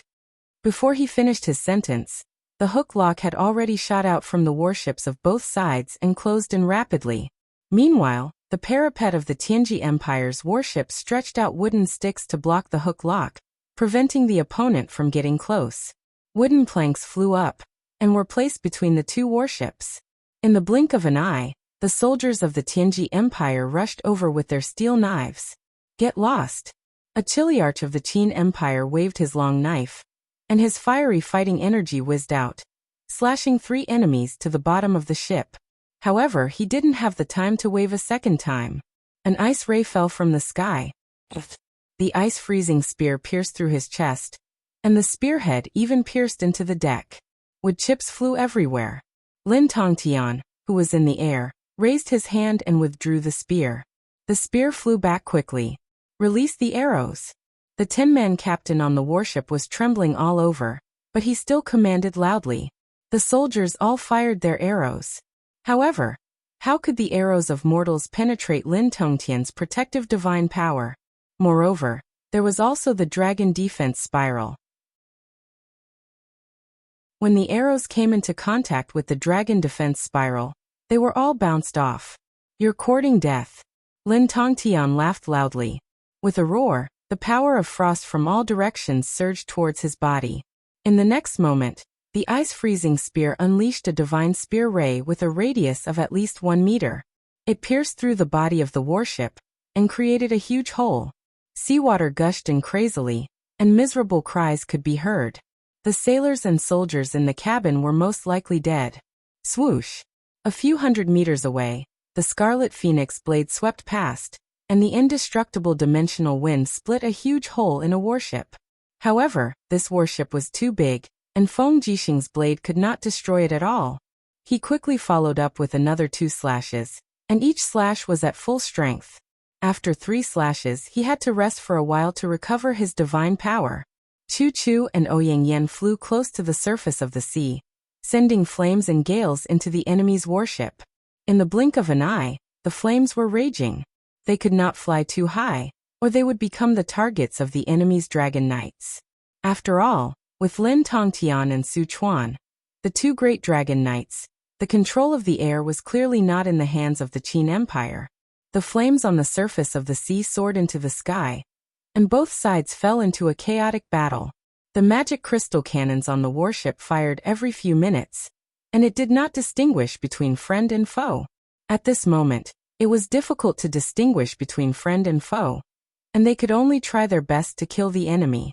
The debris of the warship was everywhere on the surface of the sea, and the screams and howls of soldiers could be heard everywhere. However, neither side retreated. This was the first battle, and it was also a battle with far-reaching significance. Whoever lost would be passive in the following battles. Bang! The collision of the fortress ship split an iron-skinned battleship of the Tianji Empire into two. Zhang Wei stood on the ship, covered in blood from head to toe. The saber in his hand was wreathed in flames. Then he roared, "Keep rowing! Charge forward at full speed! Destroy their flagship! Archers, aim at the nearest dragon knight, and switch to white diamond arrows." Zhang Wei saw clearly that the dragon knight did not know how to use the dragon defense spin, and his mount's abdomen was already injured. It seemed to have been attacked by a spear, and blood was flowing. Puft, puft, puft. The archers on the main warship of the Qin Empire were all elite archers selected from the Imperial Army, and their arms could release 250 pounds of force, coupled with the sharpness of the white diamond arrowheads. Most of these arrows pierced through the dragon's armor, and the whole arrow shot into the dragon's abdomen. In an instant, the dragon could no longer fly, and it fell into the sea with a cry. On the dragon's back, the young dragon knight's face was covered in blood. He waved his dragon spear angrily and shouted, "Bastards, I will kill you all!" Pung! As soon as he raised his head, a shield hit his face. It was the heavy shield in Zhang Wei's hand. In an instant, the young dragon knight was already dizzy. He was only at the Holy King realm, and after being seriously injured by the cannons and arrows, he could no longer maintain his strength after being hit by Zhang Wei. Die! Zhang Wei raised his blade horizontally, and a head flew up. No one would have thought that the first dragon knight on the battlefield would be killed by Zhang Wei. Continued to rush forward. Zhang Wei raised his blood-stained blade horizontally, stood on the dragon's body, and pointed to the front. Cut their flagship at the waist quickly. But suddenly, a powerful flame fell from the sky. It was Su Chuan. Almost using all his divine power, Su Chuan's attack penetrated the entire fortress ship in an instant. The flame of the muddy fire blade surged, burning all the soldiers on the warship into ashes, and the whole ship was also burning quickly. Zhang Wei was completely stunned, and endless hatred surged in his eyes. Be asterisk starred. Be asterisk starred. Bang! With a loud sound, a fortress ship in the distance launched the magic crystal cannon. It just so happened that the Tianji Empire's flagship did not have the protection of the Dragon Knight, and it was instantly turned into ashes by the magic crystal cannon. The powerful shock wave of the flame swept over, and Zhang Wei's body fell into the sea, sinking continuously. But in the chaotic battle, no one could take care of each other, and no one knew whether he was dead or alive. The battle lasted for nearly 4 hours in the blink of an eye, and the sea became purgatory on earth. Ignite the black beach oil, and hit their ships. No one knew who shouted like this, and suddenly, the ships of the Qin Empire were ignited in flames, rushing into the enemy's fleet from all directions, and the fire kept splashing. This tragic sea battle made many parents lose their sons, and many wives lose their husbands. When the afterglow of the setting sun swept across the sea, the flames of war had gradually subsided. Feng Jixing's entire body was covered in blood. The 2 sabers in his hands looked as though they were fished out from a pool of blood. He sat dejectedly on a warship that had a huge hole in its deck. He looked at the Tianji Empire's warships that were retreating into the distance. They still had at least half of their strength left. As for their side, it was obvious that they didn't have much left. The attack of the Dragon Knight's dragon breath was simply the nemesis of the fortress ship. Zhang Wei, General Zhang Wei. A soldier shouted from the side, and someone saw Zhang Wei's body floating up from the sea. Chu Chu floated down, carried Zhang Wei's body and said, "He's still breathing. Where's the military doctor? Hurry up and treat him. He can still be saved." Feng Jixing wiped the blood that had seeped into his eyes in a pathetic manner. "Your Highness, Prince Xian," Qin Yan said from behind. "Are we retreating back to Blue Wind Port?"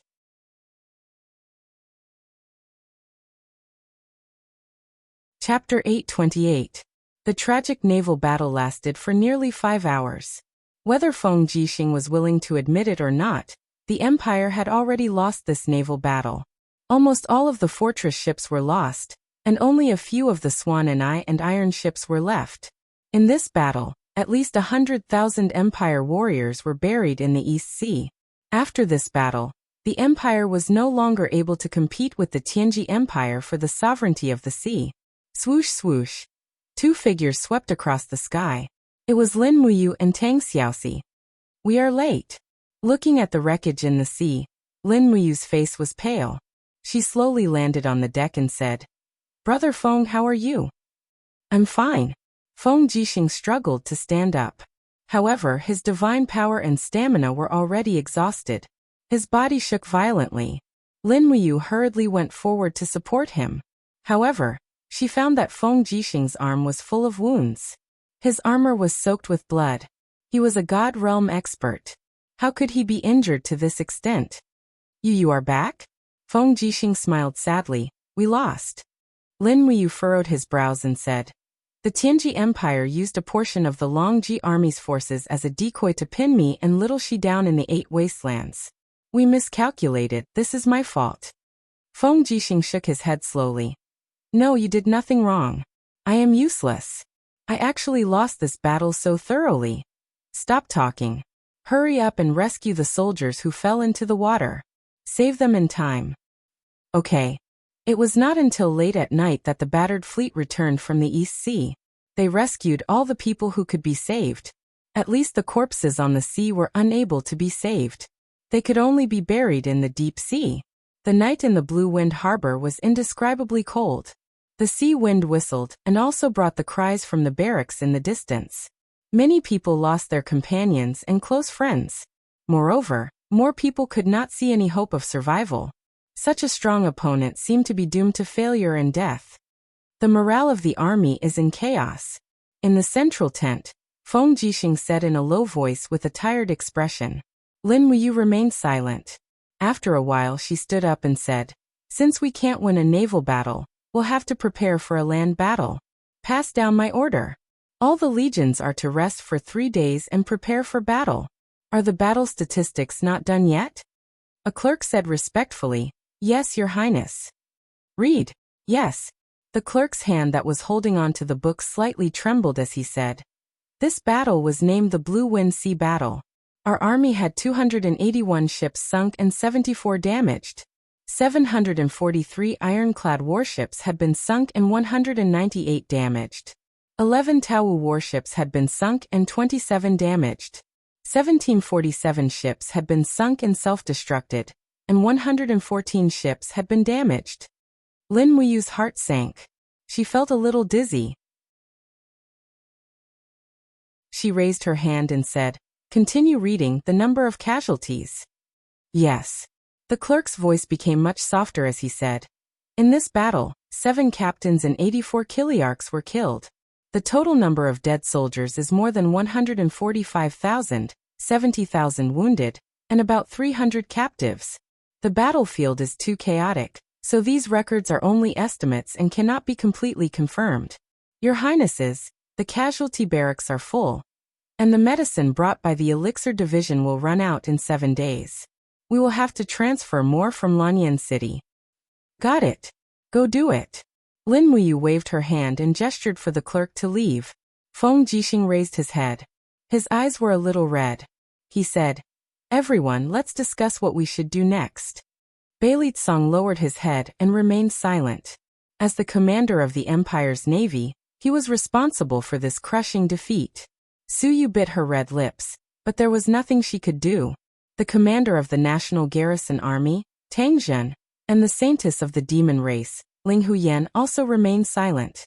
They did not participate in the Blue Wind Sea battle, but this battle was equivalent to the arrival of a nightmare for them. Finally, the third-generation old minister Zheng Yifan coughed and said, "Other than preparing for war, there is no other way. If the Tianji Empire's army disembarks from the 3 major ports, we will not be able to stop them. The only thing we can do now is to defend the major cities and clear the fields. As long as we defend the cities and deprive the Tianji Empire's army of supplies and food, they will not be able to prolong the war." Zheng Yifan's words made everyone's eyes light up. At this moment, it seemed that only his words could give people hope. That's true.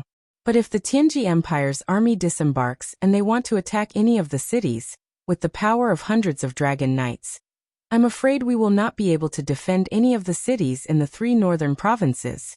Feng Jixing said indifferently, which also poured a bucket of cold water on everyone's hope. Ling Huyen looked at Lin Muyu and asked, "Your Highness, do you have any ideas?" Lin Muyu's mind was in a mess. "No.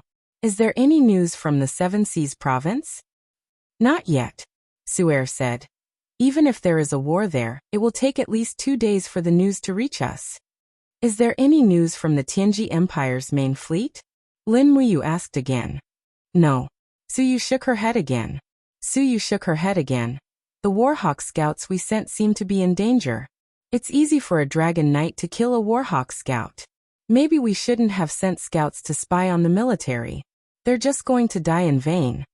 Lin Muyu was silent for a while, then said, "All right, go back and rest. Tomorrow morning, the army will break camp and return to Winterfrost City." Yes. It seemed that there was no better way than this.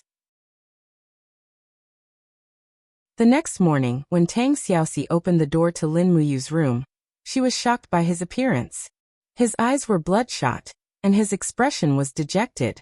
There was no trace of the handsome appearance of one of the 4 heroes of Lan Yan. "Muyu, you didn't sleep the whole night?" Tang Xiaoxi was distressed. "I couldn't sleep." Lin Muyu put on his armor and looked at the water in the basin. He said, "I thought for the whole night, but I couldn't think of any feasible way. We can only be passive and watch as the Tianji Empire nibbles away at the territory that father entrusted to us." Tang Xiaoxi pursed her red lips and gently hugged him from behind. She said softly, "Don't scare me like this. You are driving yourself crazy. I beg you, don't do this." Lin Muyu smiled. "When Xiaoyin was here, I could always think of a good way. But now that Xiaoyin is not here, I seem to have lost my soul and become a useless person. I even feel sorry for myself, for being such a useless person." "Don't say it, don't say it." Tang Xiaoxi's tears flowed out of her eyes.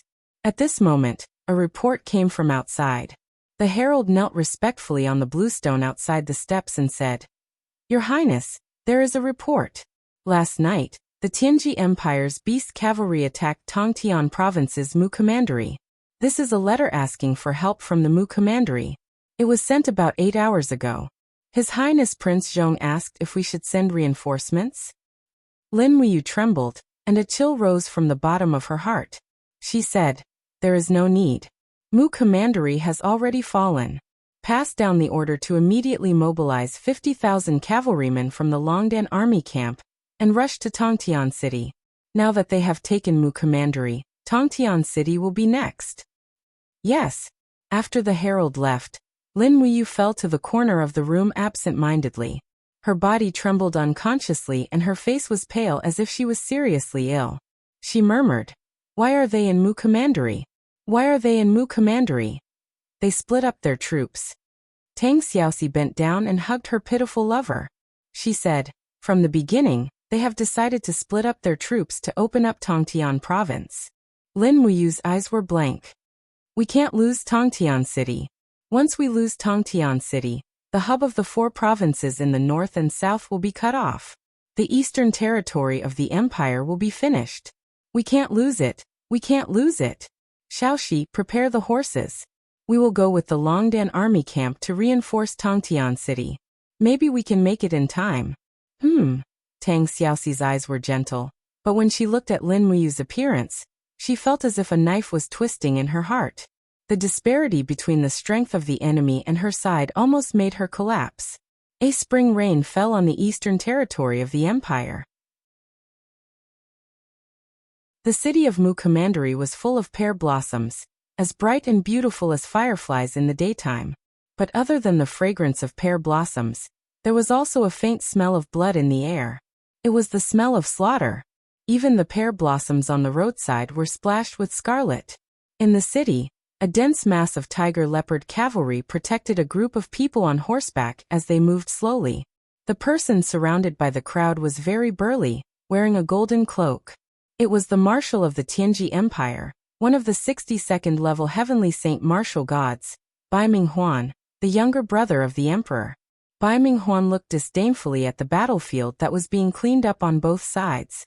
Countless corpses of the defending soldiers were piled up together, blood mixed with rain, flowing into the ditches. The commander on the side smiled. "Marshal, we have taken the city in a flash. Maybe if we have a massacre to reward the army, it will boost the morale of the soldiers." Bai Minghuan smiled. "Commander Custer wants to massacre the city. It's just a suggestion." Oh. Bai Minghuan looked to the other side. It was a young man dressed like a scholar.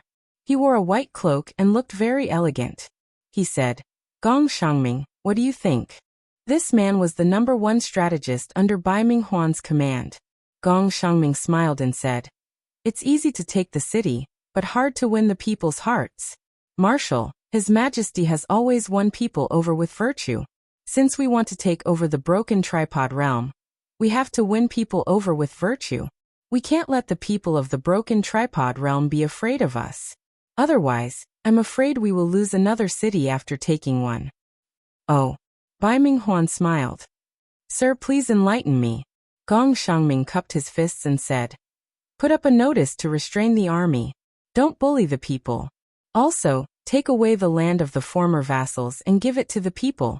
This way, the people's hearts and the city will belong to the Tianji Empire." "Good."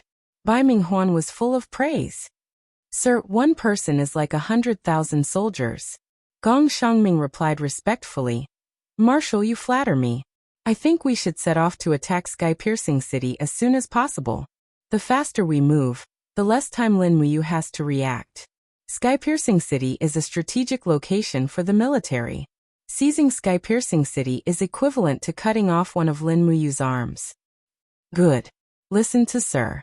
Tell the army to move out after eating and drinking. Attack Sky Connect City at full speed." "Yes." On the side, Custer nodded, but there was a trace of coldness in his eyes when he looked at Gong Shangming.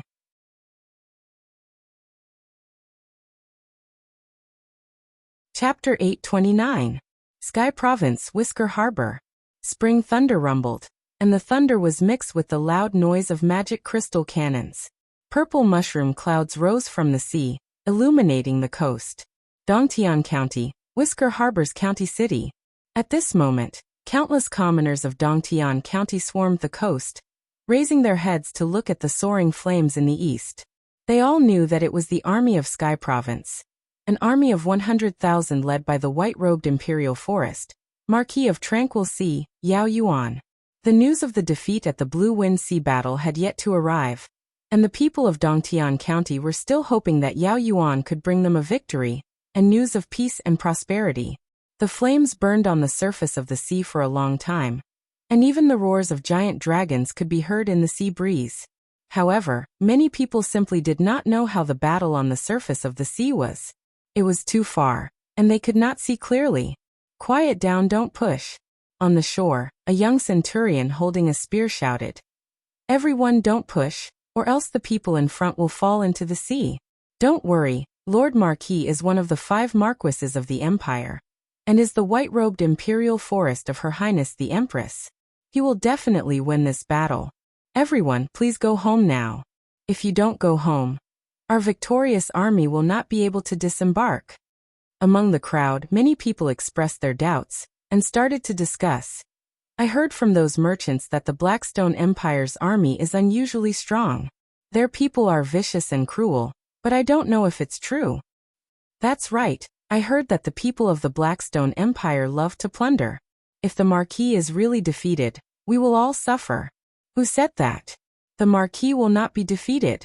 How can our 100,000 navy and magic crystal cannons not be a match for those eastern barbarians? That's right, don't listen to their nonsense. Sky Province will definitely be defended. Long live Marquis of Tranquil Sea. Long live the Qin Empire. It was unknown who took the lead, but in the blink of an eye, the harbor was filled with shouts of long live the Empire. Long live the Marquis of Tranquil Sea. Everyone was shouting themselves hoarse, their mouths parched, and their tongues parched.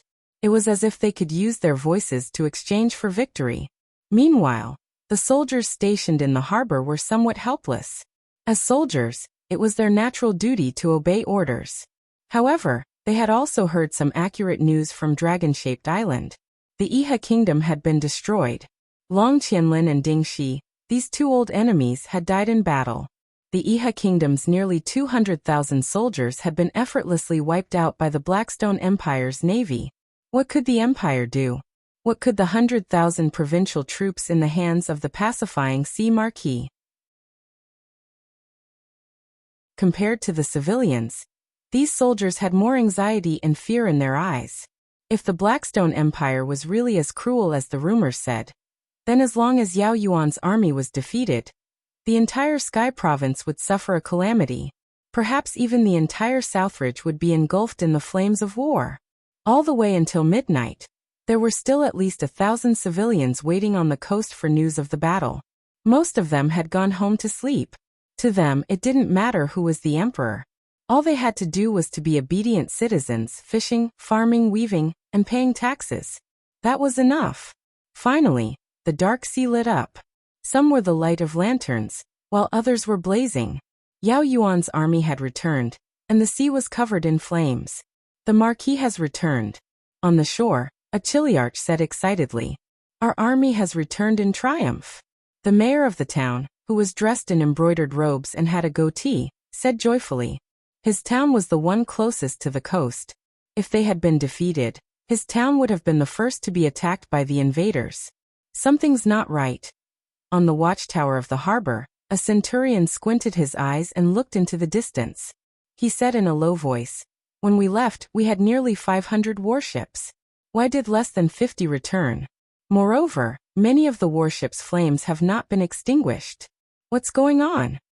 "Milord, look." One of the soldiers pointed at the sea and saw a fast ship speeding towards them like an arrow. It was a ship. With a bang, the ship crashed into a wooden pillar supporting the harbor. A battered and exhausted imperial soldier jumped onto the ground and shouted, "The Marquis has ordered us to be on our guard. We have lost and the Blackstone Empire is coming. Magicite cannons and crossbows, prepare to aim at the enemy ships behind us and prevent them from reaching the shore." Heavens! The garrison troops on the shore were terrified out of their wits. When they looked carefully, there was indeed a dense expanse of flames following behind Yao Yuan's army, and when they looked carefully, it seemed as if it covered the entire eastern sea. The members of the Darkstone Empire had annihilated Yao Yuan's main force, yet their main force practically didn't suffer much damage. Moreover, the Blackstone Empire's warships were in hot pursuit. They were less than a kilometer away from Yao Yuan's army. With such a huge force, the magicite cannons couldn't be calibrated at all. "Archers, prepare. Fire." On the shore, bunches of firewood were ignited. The flames soared into the sky, illuminating the nervous faces of the young soldiers. The majority of the soldiers in Yao Yuan's army were newly enlisted. In the years when the Dragon's Courage army fought against the demons, Yao Yuan's army didn't participate in any battles. At most, they only carried out missions to eliminate wandering mercenaries and bandits. These young soldiers had never seen such a grand battle scene before. So many of them were scared silly. The young captaincy walked to the shore, his eyes reflecting the flames on the sea. His hand on the hilt of his sword slightly trembled as he muttered, "Kings of the Empire, protect us. Prepare. Start the battle. Men, sound the bugle. The cavalry on the ground will prepare to meet the invading enemy and protect the Empire's territory." The warships in the distance were getting closer and closer. The ships under Yao Yuan's command had already entered the range of the magicite cannons. The sails fluttered as they rapidly approached the shore. But because they were in such a rush, Many of the warships directly crashed into the cork that was docked in the harbor. Flames immediately spread out. Everyone was busy as they carried buckets of water to extinguish the fire. But it was too late to extinguish the fire. Men, the Marquis is here. On the dragon-headed warship, a group of people quickly supported a person down. It was the Marquis of the Tranquil Sea, Yao Yuan. At this moment, Yao Yuan was already unconscious. His white-purple robe was full of bloodstains, and the breastplate on his chest was pierced through. It seemed like he had been hit by a spear, but this spear had pierced through the other side of his chest. Otherwise, he would have died long ago. Where is the medical officer? A captaincy whose face was covered in blood angrily roared. Where are the people from the spirit medicine department? Quickly come and treat the Marquis quickly. In the barracks at the harbor, the sound of horse hooves could be heard as dozens of white-robed staff of the spirit medicine department rushed over. They hurriedly stopped Yao Yuan's bleeding, applied medicine, and wiped his wounds to prevent infection. At the same time, the sound of dense footsteps could be heard. Many soldiers carrying heavy shields and pikes arrived at the shore, preparing to defend against the enemy. In the distant sky, dragon roars could be heard. The warships on the surface of the sea were spread out. Clearly, the Blackstone Empire did not plan to just disembark from the port. They wanted to disembark from all sides. The young captaincy looked at Yao Yuan's injuries while looking up in horror at the enemy's warships that were only a few hundred meters away. The magicite cannons on the shore continued to wreak havoc, creating waves that were dozens of meters high. The warships of the Blackstone Empire were torn to pieces. But there were just too many ships. Just the dozens of magicite cannons on the port were unable to stop them all. While the magicite cannons were cooling down, the enemy had already traveled several hundred meters and directly reached the shore. Bang, bang, bang. The ironclad warships of the Blackstone Empire crashed into the port one after another. In the next moment, gangplanks fell one after another. Roars came from the sea as a large number of Blackstone Empire soldiers began to disembark. They brandished their axes and long blades as they charged into the crowd of Yao Yuan's army. Both sides quickly engaged in a bloody battle. The young captaincy was almost out of his wits. At this time his arms suddenly tightened. He looked down and saw that calm sea Marquis Yao Yuan had woken up. He grabbed his arm and said, "Longevity, have their warships reached the shore?" "Yes, Marquis." "Are all the warships piled up together?" "Yes." "Pass down the order." Yao Yuan panted crazily as if he would not be able to catch his breath at any time. He said, "Pass down my order. Throw the black beach oil that we have prepared with the catapults. All the archers will change to fire arrows and set their warships on fire. After they are burned to ashes, we will not have a good time, but they will also not have a good time." Longevity was slightly surprised. It turned out that Yao Yuan already knew that the enemy would come ashore. "Yes, but Marquis, if the enemy's warships are set on fire, the entire port will become a sea of fire. It's fine." Yao Yuan's breathing was incomparably hurried. "If we can make them lose a portion of their forces, let alone one port, even 10 of them would be worth it. Send someone to escort me back to Linghan City. In addition, order all the troops in the province to abandon the cities they are guarding and go to Linghan City. As long as we hold Linghan City, we will be able to wait for reinforcements. Quickly go." "Yes." In the air, barrels of black beach oil fell into the water like rain. Although the Blackstone Empire's warships were protected by the Dragon Knights, the Dragon Imperial Battle Spiral could not stop the black beach oil. Even if the barrels exploded on top of the Dragon Imperial Battle Spiral, the black beach oil still fell like rain on the deck of the warships. "Pa, what is that smell?" The Blackstone Empire soldiers waiting to go ashore cursed. "What a stinky smell! What the hell is this?" In the next moment, a dense number of fire arrows shot down from the tall watchtowers of the port, immediately setting the ship on fire. Fuck. In the air, a person wielding a long saber was the commander of the Ashen Flame Corps, Fuyu. He raised the saber in his hand and shouted, "Don't put out the fire. Soldiers whose warships are on fire, jump into the sea and swim ashore for this commander to kill to his heart's content. If the warships are on fire, then so be it. We have no intention of going back this time." Remember to protect the warhorses. Don't let too many of them die. Yes.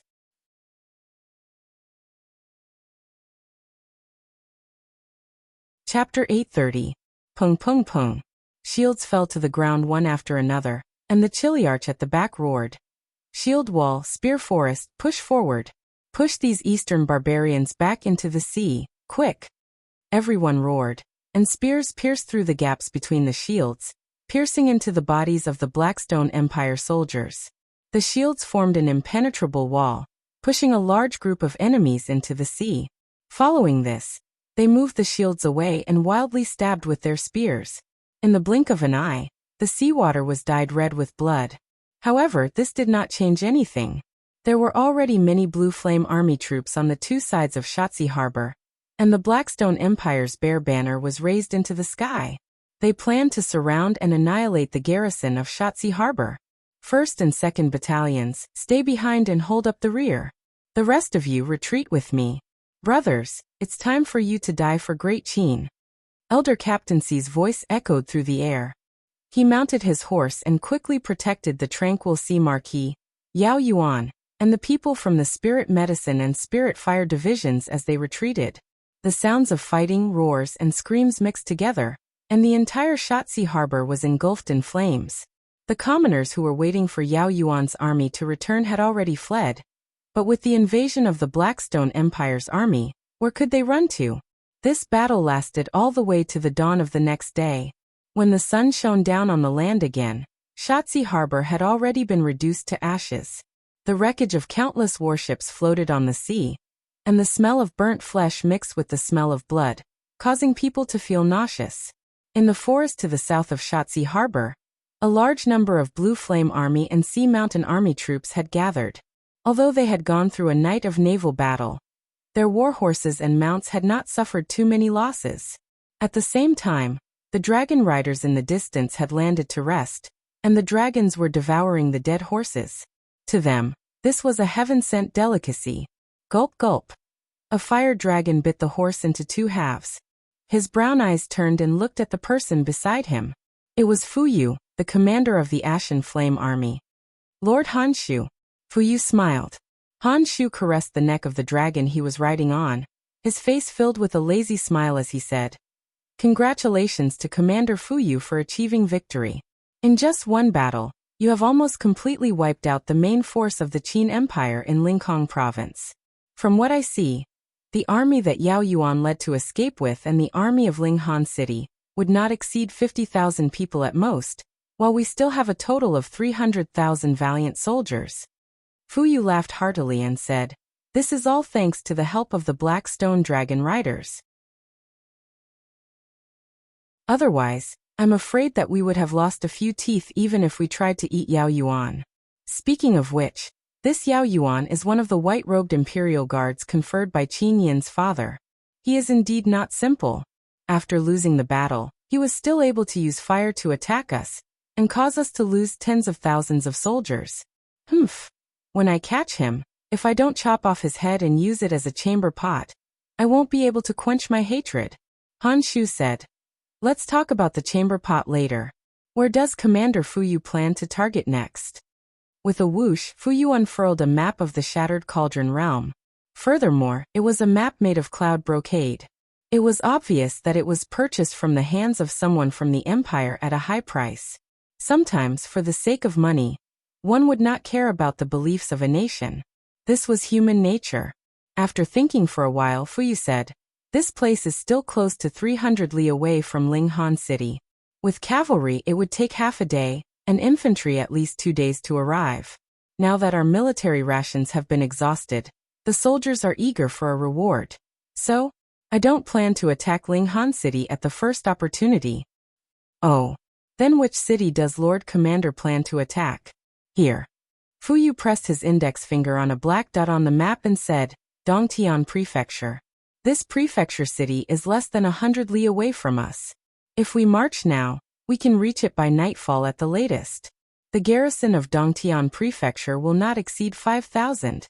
With the help of the dragon riders to open the city gates, we can take down Dongtian Prefecture without wasting a single soldier." This prefecture city has a population of close to 200,000, so it can be used as a gift to the front and middle armies. What does Lord Han Shu think? What do you mean by a gift? Han Shu asked. Beheading, drinking their blood, killing their children, and seizing their wives and daughters. This is the best gift to the soldiers of the empire. You want to massacre the city? Han Shu frowned. Yes. Fu Yu smiled faintly. This is a rule of the Blackstone Empire that has existed since ancient times. It cannot be abolished. I know that Lord Han Shu is an expert of the dragon riders and disdains such things, so I'm just informing you. Han Shu couldn't help but sneer. It's fine. I don't want to interfere with the affairs of the empire. If there is a need for the dragon riders to move out, Lord Fu Yu can just send a messenger. In that case, I will lead the dragon riders to the surroundings of Dongtian Prefecture and clear away the obstacles for Lord Commander. Thank you, Lord Han Shu. Fu Yu beamed and turned to the two deputy commanders behind him. Pass down my order. The 150,000 soldiers of the front and middle armies will rest for 2 hours. After eating and drinking their fill, they will march quickly. They must reach Dongtian Prefecture before nightfall. As long as we take down Dongtian Prefecture, they will be able to sleep on warm beds there and hug the women of Shattered Cauldron Realm. Yes, Commander. At dusk, the setting sun shone down on the earth like blood. The flag of the purple Yinhua fluttered in the wind above Dongtian Prefecture. The commoners in the city continued to farm as usual, but they didn't expect that a calamity was descending upon them. They didn't even inform the commoners of the retreat of the garrison army. This was Yao Yuan's order. Once the commoners were informed, it would definitely cause chaos and affect their retreat. As a result, there were only a few old veterans on the walls of Dongtian Prefecture. The oldest among them was already 60 years old. Their hands were trembling when they held onto their spears, let alone fighting in battle. Look, what's that? An old soldier pointed into the distance, and the other soldiers looked over as well. They saw many black figures moving about in the forest at the east of Dongtian County. Not long after, dust and dirt rose into the air and suffused the sky. A group of Darkstone Empire's beast cavalry seemed as if they had come from purgatory, and they were caught off guard. Quick, sound the bell. Yes. But before the bell could resound through the sky, the person ringing the bell had already been pierced through the throat by a sword. In the sky, a huge black figure circled around. The dragon rider on the back of the dragon looked disdainfully at the garrison soldiers on the city walls and said, "If you don't want to die, immediately open the city gates. Otherwise I'll kill all of you." The group of veterans was so scared that they were dumbfounded, unable to move. What a bunch of trash! The dragon rider roared, and sword light swept across the city walls. In the blink of an eye, dozens of veterans were all turned into corpses. The huge dragon let out a long roar and landed inside the city with the dragon rider, scaring the commoners into retreating. The dragon rider grabbed the reins and shouted, "It's up to you now." The huge dragon raised its neck and accumulated dragon flames. In the next moment, the flames rushed towards the city gates and continued to burn. A large hole was burned through the metal gates, and with a flash of sword light, the entire city gates were split into pieces. Outside the city, the beast riders quickly split into 3 streams of black water. One group entered the city, while the other 2 formed a pincer around the entire Dongtian Prefecture. Kill!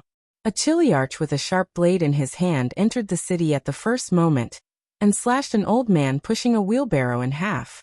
Fresh blood splattered on the cabbages inside the wheelbarrow. It was a tragic sight. The people of Dongtian Prefecture were scared silly. Many people couldn't even remember what the previous battle was like. And now, this massacre had actually happened so suddenly. Hee. A beast rider urged his tiger leopard mount to bite off the head of a commoner man. He then shouted, "Don't swallow it, idiot. Spit it out quickly." The tiger leopard mount roared twice, shook its head, and spat out the head in its mouth. It was covered in blood. The beast rider conveniently picked up the head and tied the hair of the head to the neck of his mount. It swayed like a copper bell. This was a symbol of military merit. In the most primitive way of battle, one head represented one military merit. The sounds of killing rose and fell in the city. The entire Dongtian prefecture had become a living hell. The 4 city gates were all sealed, and they couldn't run away. They could only hide in their homes and wait to be captured and killed one by one. Everyone kept quiet out of fear, and watched helplessly as their loved ones were beheaded one by one. On the streets, the heavy cavalry and infantry of the Ashen Flame Army entered the city, and the massacre became even more unrestrained. Almost every cavalry had a head hanging on their horse's neck. Some even had more than 10 heads. At the same time, those young women managed to escape this calamity. Their hands were tied, and they were led behind the war horses. There were at least 1, and at most 4 or 5. What awaited them was even more tragic. After the sky turned dark, Fuyu entered the city. He looked at the piles of burning corpses on the streets with a complacent expression on his face. This was because the people of the Ashen Flame Army were very happy. This represented the morale of the army, and Fuyu was very happy to see this scene. "Lord Commander." A captaincy walked forward respectfully and said with a smile, "The city lord's residence is already in our hands. That stubborn city guard general has already been killed by this subordinate. Lord, a banquet has already been prepared in the residence. We have left a chef behind. Hee. The culinary skills of the Shattered Cauldron realm are truly not simple. In addition, this subordinate has prepared 10 beautiful women for Lord. One of them is the daughter of the prefectural governor. I hope that Lord Commander will kindly accept them." Fuyu's face turned red when he heard this. "General Lu really understands me. Let's go to the city lord's residence. We won't return until we are drunk. In addition, send people to watch the city gates. The people of the Shattered Cauldron realm are naturally cunning. Don't let them sneak an attack on us." "Yes." Captaincy had a fawning expression. "Lord Commander, don't worry. Yao Yuan has already been scared out of his wits by us. I dare say that in the entire Qin Empire, not a single army would dare to sneak an attack on our 150,000 strong army. Ha ha ha ha, that's right, that's right. Let's go and see my beauties first." "Yes."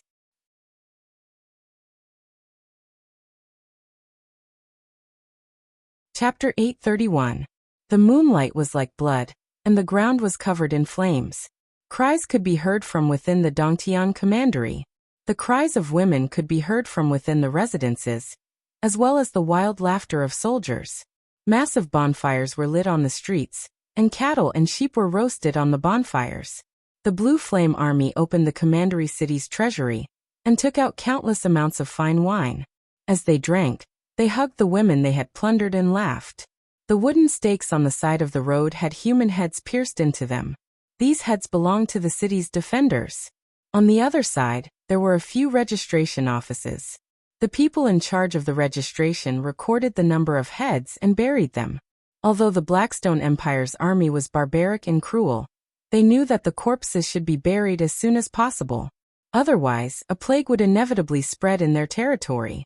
Moreover, according to the Blackstone Empire's rules, for every 3 cities seized, 1 would be slaughtered. Not only would this raise morale, they could also use the other 2 cities to replenish the population of the cities that had been slaughtered. However, the destruction of Dongtian County could no longer be changed. The earth was filled with cries, wails, and pleas for mercy, but nothing could be changed. The moment Yao Yuan decided to retreat to Linghan City, the fate of Dongtian County seemed to have been decided by the heavens. Beneath the eastern wall, a temporary tent flickered with light. Outside the tent, women were tied to trees. Their captors were centurions and chiliarchs, and every officer had at least 3 to 5 women as spoils of war. After enjoying them, they would be rewarded to their subordinates. Above the wall, a few figures stood majestically in the wind, wings of light faintly discernible behind their backs. It was the Battle Angel Corps. Is this a war in the mortal world? Lake was somewhat shocked as he looked at the hellish scene in the city. Dora laughed coldly. What else do you think a war is like?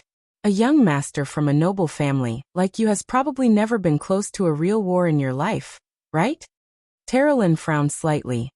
Are we just going to watch like this? It's just too cruel.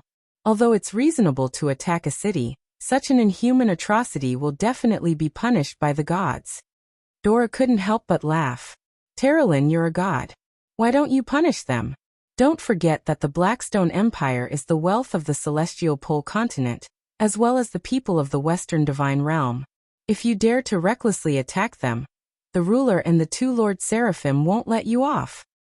But Terralyn couldn't help but say, Sheen, say something. As battle angels, are we supposed to watch the beasts in front of us so mercilessly? Under the moonlight, Sheen's eyes were closed, and her eyelashes trembled slightly. Even her body was trembling. She was a god, and she could hear the countless blessings. She could hear the screams of all the young girls of the Dongtian Commandery.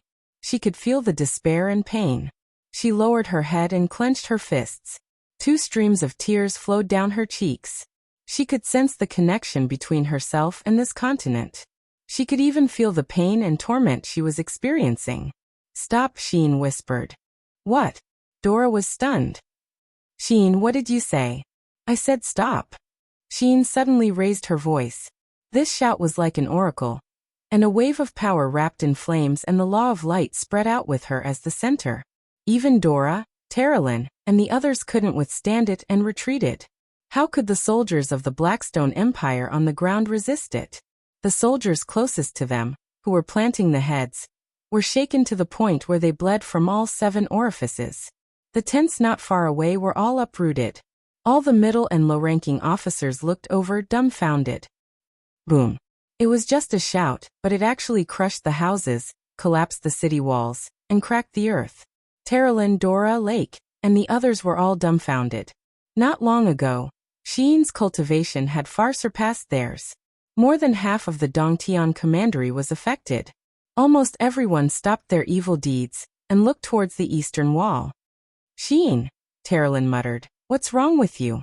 Sheen slowly shook her head and said, stop them, stop them. Yes. The sound of horse hooves shook the road. In the distance, torches lit up. Fuyu's men had arrived. Fuyu was among them. When he approached, he was shocked. He had seen these war angels before. Lord Sheen, was it you who made that noise just now? Fuyu asked respectfully. Yes. Sheen closed her eyes and nodded. Release those women and children immediately. Otherwise, I will kill you immediately. Ayu. Fuyu was shocked. He didn't doubt the words of this level 7 golden-winged battle angel. She would indeed do it, and she had the ability to do it. However, Fuyu's subordinates with lower cultivation were unhappy. They couldn't feel the aura of Sheen's 50th level Grotto Heaven Godhead, nor could they feel the sharpness of the blazing eyes. They could only speak at once. Why? We risked our lives to take down the city. So why should we let go of the spoils of war? These are our gains. So what if you're angels from the divine realm? Aren't we your people? Aren't you taking our offerings from us? Sheen furrowed her brows, and her eyelashes trembled slightly. Golden flames began to spread from her body, and she was about to lose control of her anger. You have never been my people. Sheen suddenly said, stop your violence immediately, you bunch of bugs. What did you say? A group of soldiers raised their weapons and roared. Our leader is also a god. The only difference is that he is a god from the lower realm. What right do you have to humiliate us like this? You dare to call us, the Empire's warriors, bugs? Who do you think you are? Wang.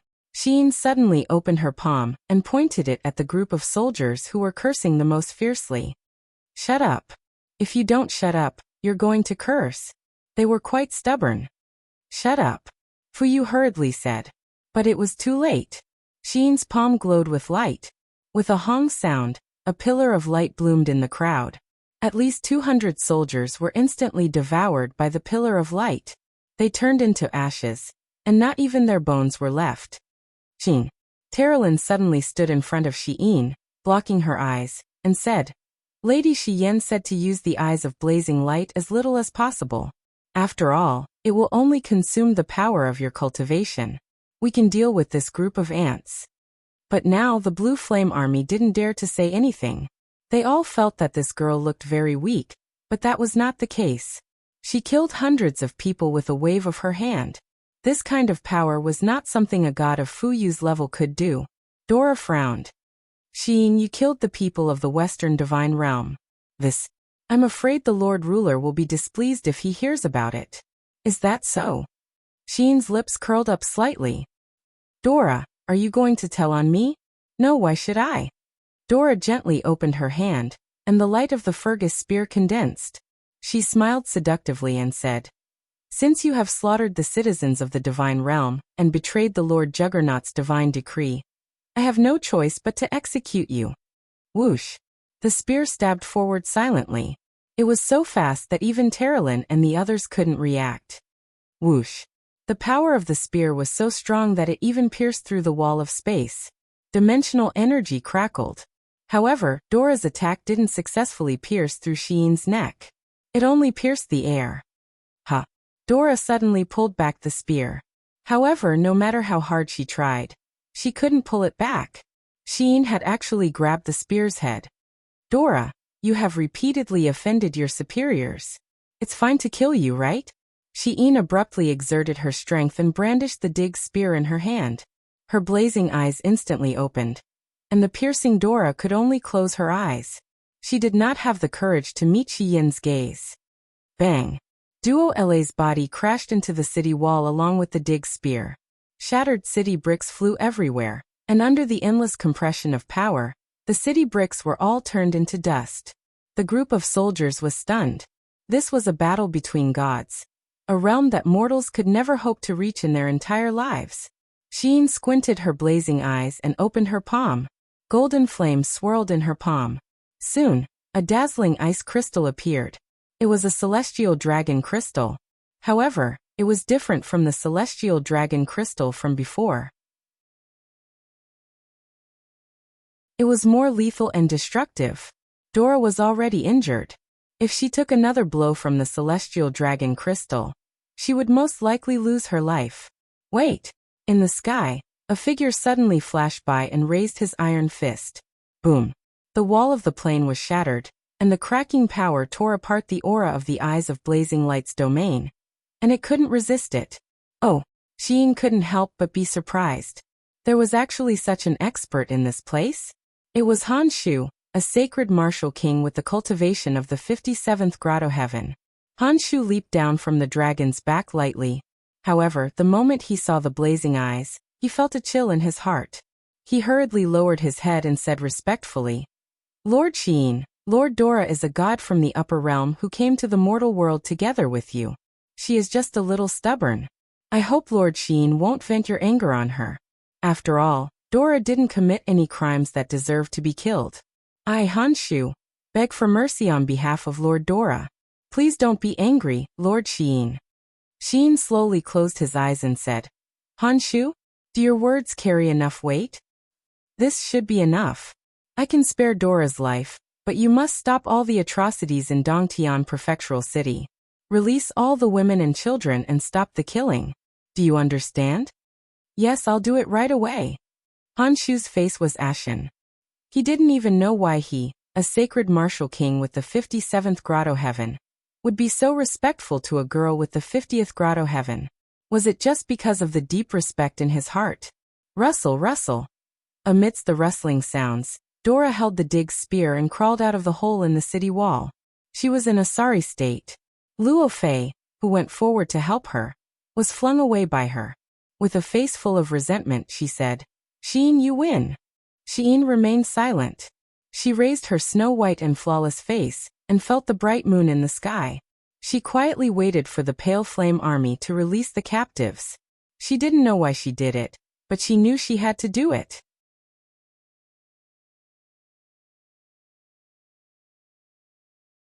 Chapter 832. The night breeze blew across the plains. After the harsh winter, the willow trees outside Heaven Connect City had turned green again. A dense cavalry formation swept across the official road and headed straight for Heaven Connect City. What made Lin Muyu relieved was that the purple Inghua flower war flag was still flying above Heaven Connect City, and not the red cloud war flag of the Tianji Empire. The city gate opened slowly, and a horse galloped in. It was Wei Chou. Your Highness. Wei Chou's expression did not look good. He squeezed out a smile and said, Your Highness and Princess Xi are finally here. If you didn't come, I would have abandoned the city. Lin Muyu did not say anything. Wei Chao's words were not alarmist, but the situation had indeed developed to this point. Facing the powerful Tianji Empire, it seemed that defending the city was not a rational choice. Stop talking. Enter the city first and gather all the officers above the rank of captaincy to discuss the war. Yes. An hour later, King Qin's mansion was in a hubbub. The captaincy, deputy commander, and the executive officers of the various prefectures of Heaven Connect province had almost all arrived. Everyone had their own opinions, and they were arguing non-stop. King Qin's Highness has arrived. The guard announced loudly. Everyone quieted down. Lin Muyu and Tang Xiaoxi walked side by side into the meeting hall from the side hall, while Wei Chou, Situ Sun, Situ Shui, and Fengxi followed behind. This group of people was the real ruler of Heaven Connect province. Greetings, King Qin. Greetings, Princess Xi. Greetings, Duke Wei. After everyone bowed, Lin Muyu raised her hand and said, "Dispense with the formalities. Map." Yes. The two captains held the map together, and their expressions were a little ugly. Obviously, they already knew a lot of things. I just arrived at Heaven Connect City. Tell me, how's the war going? Your Highness, 3 days ago, an army of the Tianji Empire's Liuji army came ashore from Huai Valley on the east coast. In just 4 hours, they took down Mu County in Chengzhou. In the following 3 days, they split into 2 groups, one from the west, and successively took down Qinglu County, Sangzhou County, Xiangzhou County, and so on. According to the news we received this morning, they began to attack Dingzhou's Shangyuan County last night. Shangyuan County is less than 200 li away from Tongtian City, which is very close to us. Lin Muyu fell silent. Wei Chou slammed his palm heavily on the table and said angrily, "Are all the garrisons in each region made of mud? A dignified imperial city had been taken down in just 4 hours? In just 3 days, Cheng Province, Xiangzhou Province, Dingzhou Province, and Song Province had been seized. Out of a total of 13 provinces in Heavenspan Province, 4 had been lost in 3 days. They were all a bunch of good-for-nothings." Are the people from Chengzhou and Xiangzhou here? Among the crowd of officials, 2 people walked out shakily and said in a trembling voice, "The patrol of Chengzhou Province, the patrol of Xiangzhou Province are? Take them away." Wei Chao's face was livid. "Your Highness, these incompetent people are not fit to be officials. What do you think?" Lin Muyu waved her hand and said, "Forget it, the Liuji army is too strong. It has nothing to do with them. Just forfeit their salary for a year." "Yes, Your Highness," Situ Sun said. "The urgent matter at noon is what to do now. How to deal with the next attack of the Tianji Empire. Tomorrow night at the latest, they will definitely launch an attack on Heaven Connect City. Once we lose Heaven Connect City, I'm afraid the 6 provinces in the south, Luzhou, Junzhou, and Hangzhou will definitely not be able to defend." Wei Chou was the only one who had confronted the army of the Tianji Empire head-on. He thought for a moment and said, "Their Dragon Rider Regiment's tactics are too powerful. Our magic crystal cannons are simply powerless. I am helpless in this regard." Situ Sun looked at Lin Muyu. Everyone's eyes also fell on him. "Your Highness, please say something," a county hall advisor said carefully. Tang Xiaoxi's eyes were like water. She looked at Lin Muyu worriedly. Everyone was helpless against the tactics of the Tianji Empire. Could it be that Lin Muyu had a way? She was really worried that such a huge pressure would completely crush him. After nearly half a minute, the smoke from the incense burner in the hall lingered around Lin Muyu. He finally raised his head and said indifferently, "How many troops are there in Heaven Connect City?" "There are more than 50,000 people in the Longdan army camp. In addition to the 100,000 people that Your Highness has brought, in addition there are the garrison troops from the various provinces. The total number is about 130,000. Wei Chou said respectfully. "Enough." "What's enough?" Wei Chou was stunned. Lin Muyu glanced at everyone and said, "I've thought about it for a long time. Although the Tianji Empire's Dragon Knights are powerful, their numbers are limited. They can't guarantee that every scattered army has the protection of the Dragon Knights. Moreover, they have conquered 4 provinces in a row, so they will definitely send troops to guard, and they have won all the battles along the way, so they must be very arrogant and domineering. One of the garrison generals was stunned. Your Highness, you want to attack? Yes, turn the tables. If we blindly defend, and fight a positional battle with them with the protection of the Dragon Knights, we will lose completely. Instead of that, it is better to hide ourselves. Hide? Situ-san was confused. How do we hide? The cavalry will circle around, and when their head enters Tong Province, we will hit their tail, and when they turn back to bite, we will hit their waist, and attack where there are fewer Dragon Knights.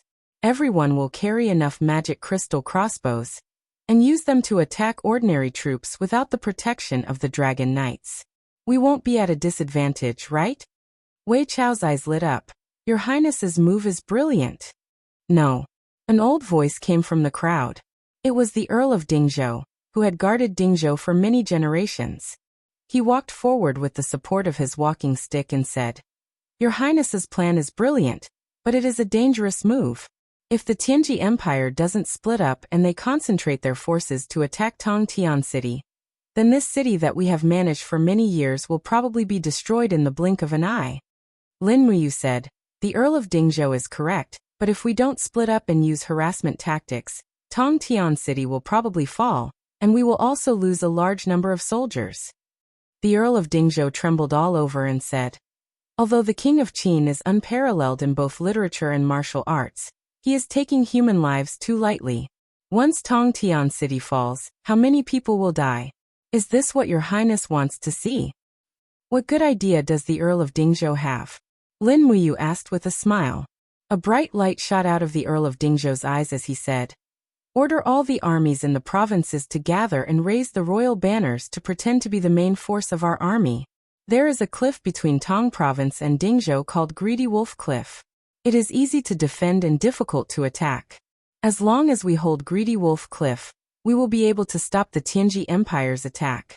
We can hold it for at least 3 to 5 days, and we can use these 3 to 5 days to move the people in Tongtian City.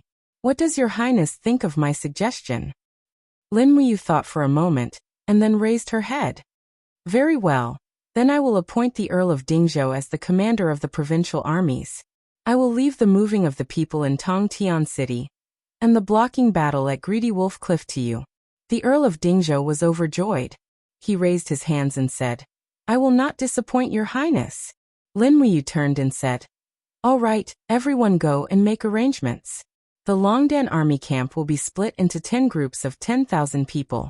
Bring enough rations and magic crystal cannons and leave Tongtian City at night. Tomorrow, everyone will start fighting on their own. In half a month, if Tongtian City still stands, we will meet there. If Tongtian City has fallen, we will meet at the Luo River Estuary Fortress. Yes, your Highness. In the gilded corridor, the palace lanterns flickered with a faint light.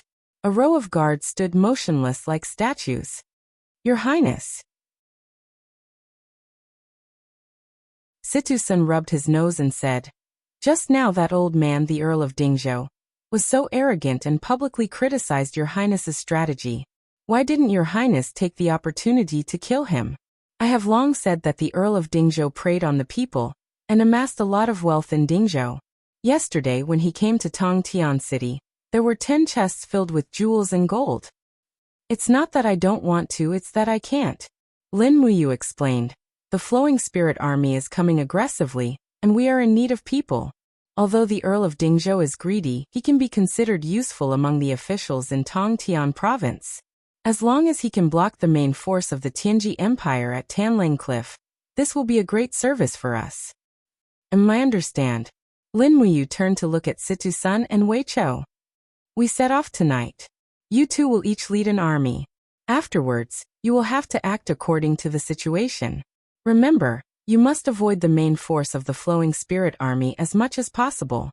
No matter what method you use, whether it is a diversion or a diversion, our strategic goal is to completely delay the Tianji Empire in Tongtian Province, and by as much time as possible for the defense of the Lingdong Province's borders. Wei Chou was stunned. Your Highness has already determined that we cannot repel the enemy in Tongtian Province? Although she didn't want to admit it, Lin Muyu still nodded and said, The Flowing Spirit Army is one of the four main forces of the Tianji Empire. Moreover, they have Gong Shangming, such a shrewd person, to give them advice and suggestions. It is already impossible for us to end the battle quickly. We can only seek for further strategic development, give them Tongtian province, and then isolate them. Yes, I understand. Lin Muyu smiled. You all have to be careful. Tonight, I will also lead a 10,000-men Longdan army camp to attack. Xiaoxi will be with me. Situ-sun smiled. Princess Xi's ability is enough to lead a 10,000-men team. Your Highness is really biased. He insists on keeping the beautiful princess by his side, while we can only fight with a bunch of uncouth men. Tang Xiaoxi's face turned red. General Sun, don't talk nonsense. Lin Muyu explained. It's not completely out of selfishness. I was thinking that the key to turning the situation around is still to kill the Dragon Knights. They also have a limited number of Dragon Knights. If we kill one, there will be one less Dragon Knight. If Xiaoxi is with me, I can attack when they only have 5 or less Dragon Knights. This is my real intention. Wei Chou and Situ-sun were shocked. A look of admiration appeared on their faces. If someone else said such words, it would be arrogant, but when Lin Muyu said it, it was completely different. The Empire State Building was already collapsing. Under such circumstances, the only person who still had the courage to kill a god-tier Dragon Knight was probably Qin Wang, who was once one of the 4 heroes of Lanyan.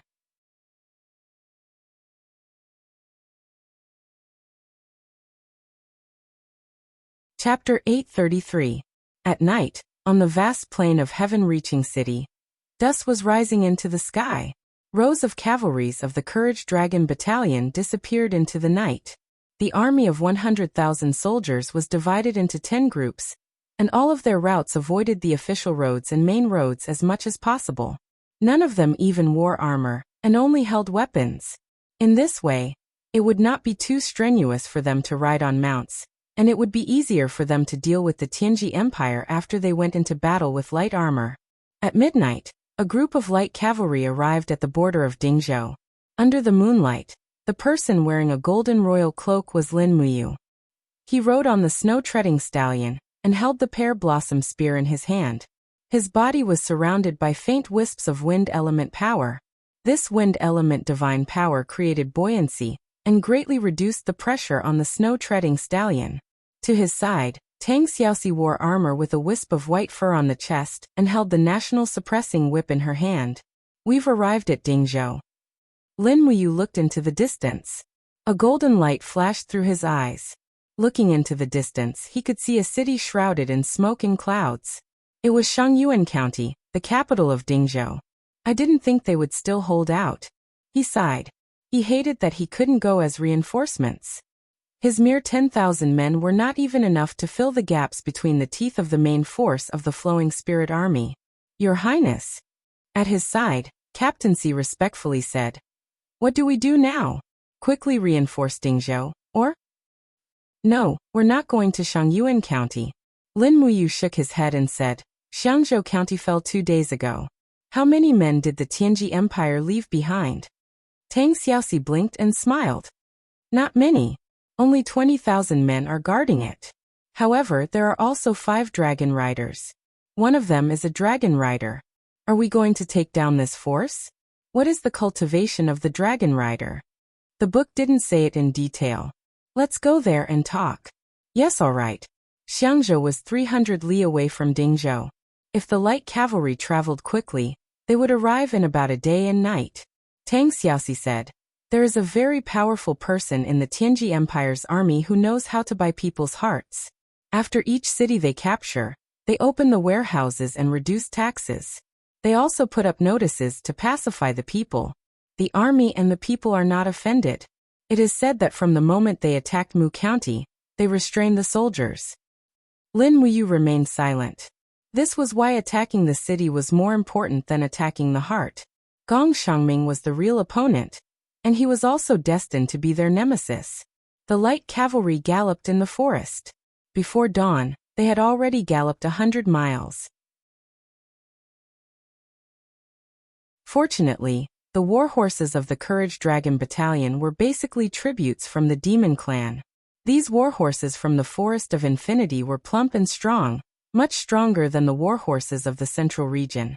Moreover, they also had some demon power in their bodies, so their endurance and physical strength were extraordinary.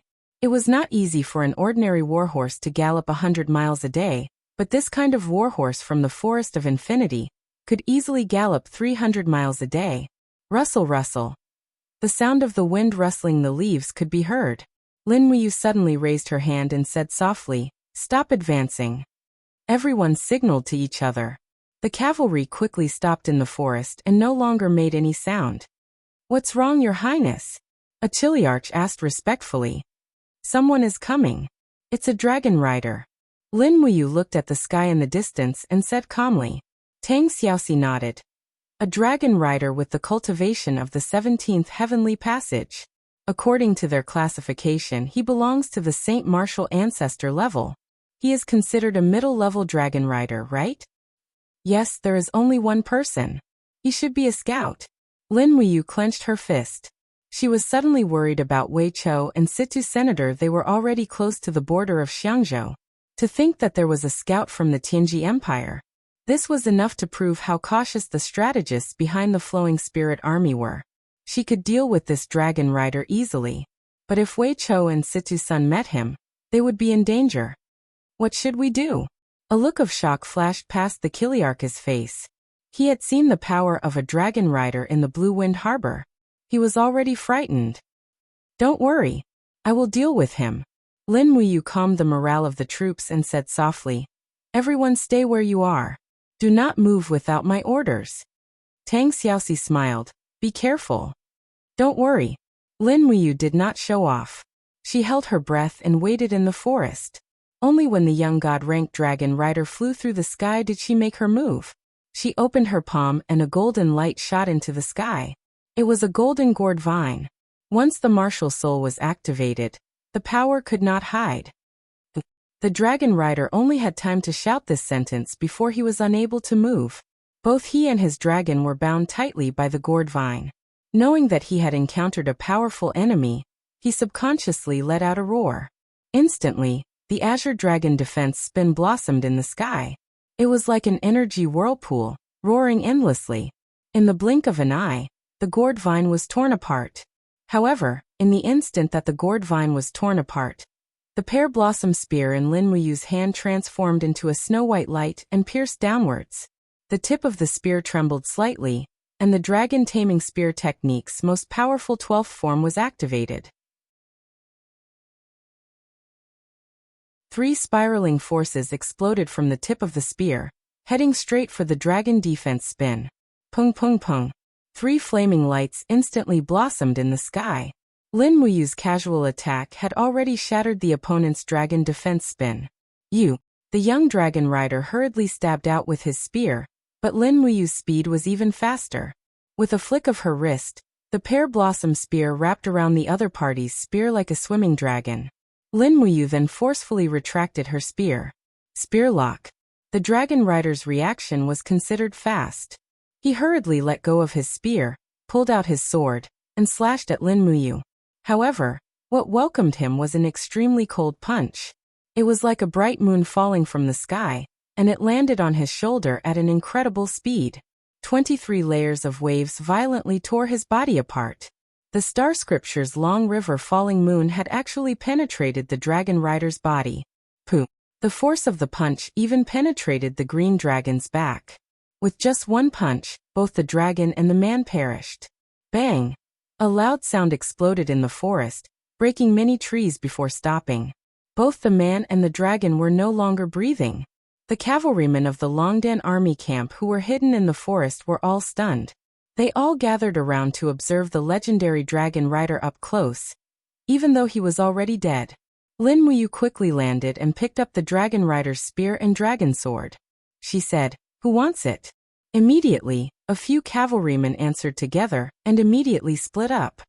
Once the scout is dead, it will immediately attract attention. Their people will be here in an hour. We have to hurry. Lin Muyu stretched out her hand and pointed to the east. This river is shallow. Warhorses can cross it. We will travel 3 miles through the river before reaching the shore. Why do we have to travel through the river? A soldier asked. Captain C smiled. Because the river can cover our horse tracks. Your Highness is the commander. You just need to follow orders and don't question them. Yes, Your Highness is wise. Lin Muyu, however, smiled bitterly at Tang Xiaoxi. She was afraid that they would soon be targeted, and trouble would come one after another. There was absolutely no way to hide. The river was extremely cold, and the war horses neighed in the cold. Amidst the surging sound of the water, Lin Muyu suddenly said, Xiaoxi, did you see that just now? See what? I only used one strike to break his dragon imperial spiral. Yes. Tang Xiaoxi nodded gently. I saw it. This means that you are very powerful. Hehe, my Mu is the most powerful. No, I'm not asking you to praise me. I just want to say. Lin Muyu organized her thoughts and said, according to Brother Feng and Wei Chao's description, as long as a dragon knight uses the dragon imperial spiral, he can withstand the bombardment of more than 10 magic crystal cannons without breaking it. I believe that the power of my attack just now was definitely not as powerful as 10 magic crystal cannons. Why is that?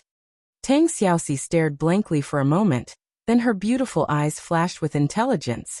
I know, it's just like you said, dragon crystals are the natural nemesis of magic crystals, so it doesn't consume any energy to resist the explosion of a magic crystal. It's like an iron wall resisting a gust of wind. It's immovable. But it's different to resist your attack. It needs to consume his divine power as well as the physical strength of the dragon. If that's really the case, Lin Muyu smiled, maybe the empire can be saved. What do you mean? Xiaoxi, think about it. If a group of people randomly shot the dragon imperial spiral with white diamond arrows, how long can the dragon knight last? We've always been too reliant on the magic crystal cannons, so much so that we feel that we need to use them against everyone. We have neglected the killing power of the white diamond arrows at close range. I think we can try. If the white diamond arrows also consume the dragon knight's divine power, we can probably find a way to gain the upper hand in the war. Tang Xiaoxi was very excited. That seems to be the case. Mu, you are too smart. This idea has not been tested yet. We need to wait for the next time we fight. Okay. Linghan City, the commercial and military center of the Soaring Sky Province. It was also the place where the Marquis of Tranquil Sea, Yao Yuan, was stationed. The sun rose in the east, and after the first ray of sunlight shot out, a new day arrived. A warm breeze blew over from above the forest, and it carried the fragrance of the earth and forest. However, the guards on the city were unable to carefully experience the details of this life, and they were worried about the arrival of the group of ruthless devils from the Darkstone Empire. On the bench, Yao Yuan quietly leaned against it. His injuries were very serious, and his face was pale and extremely ugly. How is the battle? Yao Yuan asked calmly. The vice commander at the side said respectfully with a dark expression. Marquis, our army has suffered repeated defeats. The Darkstone Empire's army has continuously attacked our cities and territories, slaughtered our citizens, and they've even eaten people. All the prefectures and counties have sent us letters requesting for reinforcements. Last night, their main army has already arrived 150 kilometers east of Linghan City. Yao Yuan's expression was gloomy. Is there any other news? A group of exiled angels is helping the Blackstone Empire. It is said that they are divine emissaries sent by the Western God realm. Divine emissaries? Yao Yuan sighed. How can the gods of the upper world participate in the war of the lower world? Do you know anything else? Yes, the leader of these exiled angels is called Xiyin. It is said that she stopped the Blackstone Empire's army in Dongtian Commandery from massacring a city. Yao Yuan's eyes lit up. Where are these exiled angels? It is said that they stopped at Yanming Mountain, 50 miles away. Yao Yuan sat up shakily. Put on my armor and head to Yanming Mountain immediately. I want to see Xiyin. Marquis, please think twice. Xiyin is an exiled angel from the Western Divine Realm. She is a demon who kills without batting an eye. Everything is just a rumor. You can't be sure. No. Yao Yuan's gaze was resolute. As long as there is hope, I will fight for it. Then, all right.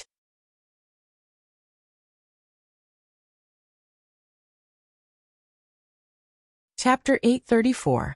Most of the trees on Yinming Mountain had maple leaves. Every autumn, a large number of autumn geese from the north of the mountain would land among the maple trees, chirping endlessly, hence the name. Spring came early in the south of the mountain, and in April, Yinming Mountain was full of life. The maple trees sprouted new green or red leaves, and the birds swayed. It was a beautiful sight.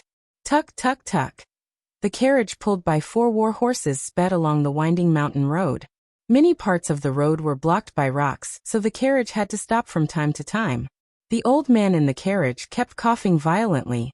Behind the carriage, a total of 8 guards dressed in dark blue and purple military uniforms followed closely. Yao Yuan did not bring many people with him on this trip.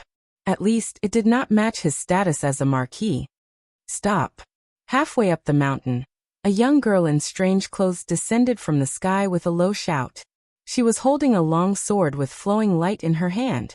She was wearing the clothes of a battle angel, which naturally looked strange in the eyes of the people from the shattered cauldron world. She stared with her starry eyes and said, "Who are you? Don't trespass on Yinming Mountain." The coachman hurriedly stopped the horses and opened the curtain of the carriage. Yao Yuan, who looked ill, was sitting inside.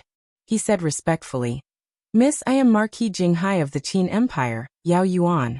I would like to see Miss Xiyin." Marquis Jinghai? The young girl squinted her eyes and smiled. "Don't you know that the 2 countries are at war? This is the camp of the battle angels, and the battle angels belong to the camp of the celestial pole continent. Aren't you afraid of being cut into pieces and thrown down the mountain?" Yao Yuan's body trembled slightly. "I am old, and my death is not to be regretted. However, if I can exchange my old life for the millions of lives in the Lincoln province to be saved, I will die without regrets." Is that so?" The young girl snorted and said, "You are lucky to have met me, Terralyn. Otherwise, your life might really be worthless and killed. Come with me." "Thank you, miss." Terralyn flew gently in front and led Yao Yuan's carriage forward. Not long after, another battle angel appeared. It was Luo Fei with a shield. "Terralyn, what's wrong with these people?" Luo Fei stepped on a cloud, surrounded by divine power. He looked like a god of war descending to the mortal world. He frowned and said, "Didn't I say that no strangers are allowed to go to Yinming Mountain? This is the resting and training ground of our battle angel corps. How can we allow mortals to desecrate it?" "They want to see Lord Xiyin," Terralyn replied simply. "How can it be so easy for mortals to meet the gods of the upper realm? Do you think Lord Xiyin is someone they can meet just because they want to?" Luo Fei raised his eyebrows. "Terralyn, aren't you being too arbitrary and bossy?" Terralyn smiled faintly.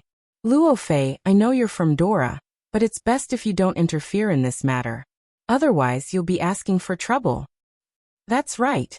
Terralyn raised her long neck and shouted towards the sky above the mountain range, "Lord Xiyin, Marquis of the Tranquil Sea, Yao Yuan from Shattered Cauldron Realms Linghan City wants to see you. If you can hear him, please come to the eastern mountainside." "Terralyn, you..." Luo Fei trembled with anger. "What do you mean by this? Are you using Lord Xiyin to pressure me?" "So what?" Terralyn giggled. "Luo Fei, I told you to look for food. Have you found it yet? There are so many wild animals on Yinming Mountain. A level 6 battle angel like you should be able to hunt even one, right? Then you're really useless." "Who says I can't hunt?" Luo Fei's expression was livid. He waved his hand behind him, and a huge single-horned deer appeared behind him. At this moment, the sound of space tearing came from the sky. 2 people appeared at once. With the spread of divine power, Xiyin and Dora descended from the sky. "What's going on?" Dora asked. Luo Fei said, "Lord Xiyin, Dora, Terralyn brought someone up the mountain without permission. I stopped her." "Who is it?" Dora's gaze fell on the carriage. "It's me." An old voice came from the carriage.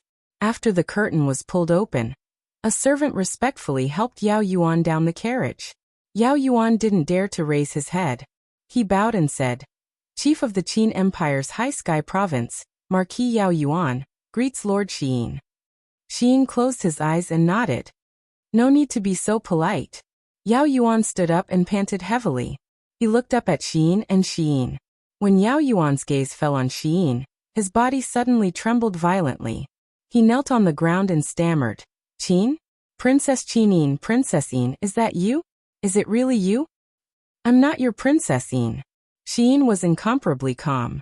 He said, I'm Xiyin, a level 7 battle angel from the Western Divine Realm. Marquis Xiyin, you don't have to kneel to me. No, it must be you. Yao Yuan shook his head. Perhaps due to his emotions, tears flowed down his old face. He said, Your Highness, do you not remember me?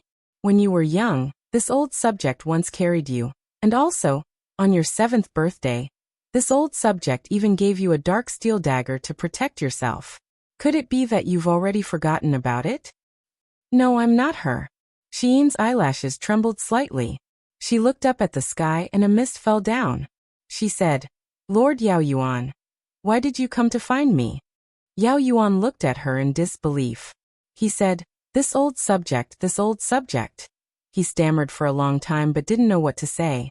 He suddenly knelt on the ground again and cried, You're not Xiyin.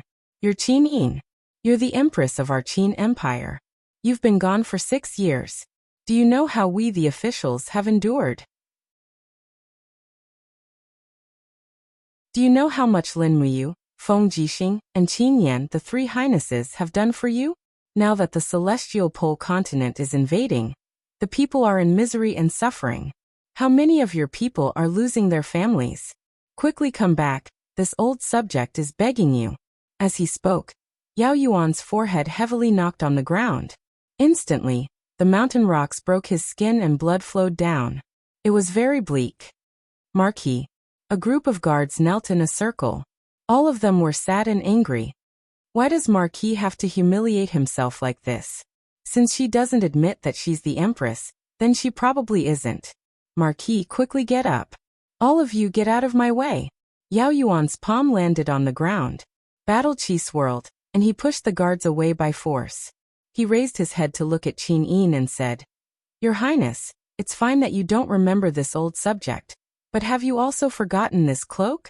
His cloak was a little shabby and worn out, but it could be seen that he took good care of it. The golden purple Yin flower at the hem of the cloak was so beautiful that it seemed real under the morning light. This is the purple Yin flower that you personally rusted. Could it be that your Highness has forgotten the ancestral teachings of the kings of your family? Have you forgotten who you once were? Your brother, Lin Muyu, went through wind and water in order to help you guard this land. He suffered so much hardship and endured so much humiliation for so many years. Could it be that your Highness really has the heart to see him continue like this? Xiyin opened her small mouth but didn't continue speaking. Yao Yuan clenched his teeth and said, Your Highness, open your eyes and look at this old subject. Look at this land that belongs to you, okay? Xiyin's eyelashes trembled slightly. She clenched her teeth and slowly shook her head. No, Yao Yuan, you don't want to see me open my eyes. What do you want to do by coming here this time? Yao Yuan's heart ached. He said, These greedy wolves of the Blackstone Empire are cruel and ruthless. They are bloodthirsty and tyrannical. They massacred the entire Dongtian prefecture. Along the way, countless citizens of the empire died under their blades. Now that they are about to attack Linghan City, if the city falls, the millions of citizens in the city will be wiped out. Since your Highness is not willing to admit it, this old subject will not ask your Highness to help us defend Linghan City. I only ask that your Highness show mercy and save the innocent citizens in the city. After this old subject dies in battle, don't let the beasts of the Blackstone Empire massacre the city. Is that okay? Interesting. Dora laughed coldly and said, Yao Yuan, we are enemies. You are begging the enemy to let you go. Do you take us for fools or have you really gone senile? Yao Yuan was silent, his brows furrowed. Luo Fei also laughed. Old man, scram down the mountain. There is no Qinyin here.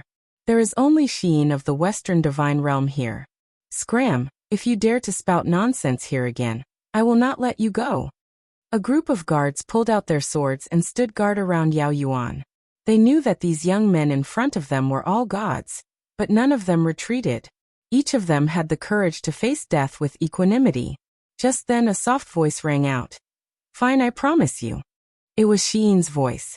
Dora and Luo Fei froze. Yao Yuan cupped his fists and knelt on the ground. Then this old subject will represent the citizens of Linghan City to thank your highness Xian. Yao Yuan stood up. Although his body was very weak, he raised his head and looked coldly at Dora and Luo Fei. He said, That's right, we are enemies. If the Blackstone Empire's army wants to come, then come. This old man will sharpen his sword and wait for you. If you want to eat the capital of Linghan City, be careful that your teeth don't fall out. Luo Fei was silent. Dora watched as Yao Yuan's carriage left, then frowned and said, Xian, we can't interfere too much with the Blackstone Empire's army. At the end of the day, they are the ones fighting, and we are just helping them. If you keep interfering with the rules of the Blackstone Empire's army, I'm afraid it's not right. If we anger their Marshal Bailey Qin, it won't be a good thing for us. After saying that, Dora paused for a moment, then said meaningfully, Bailey Qin's talent is astonishing, and he has 87 heavenly passages cultivation. Even in the entire plane, there are few who can match him. Even we. I'm afraid none of us are a match for him. I hope that you will consider carefully and not anger the God Emperor of the mortal realm. Otherwise, none of us will have a good time. No need to say anything, Dora. Xian turned around and closed his eyes. His face was expressionless as he said, I know what to do, I don't need you to teach me.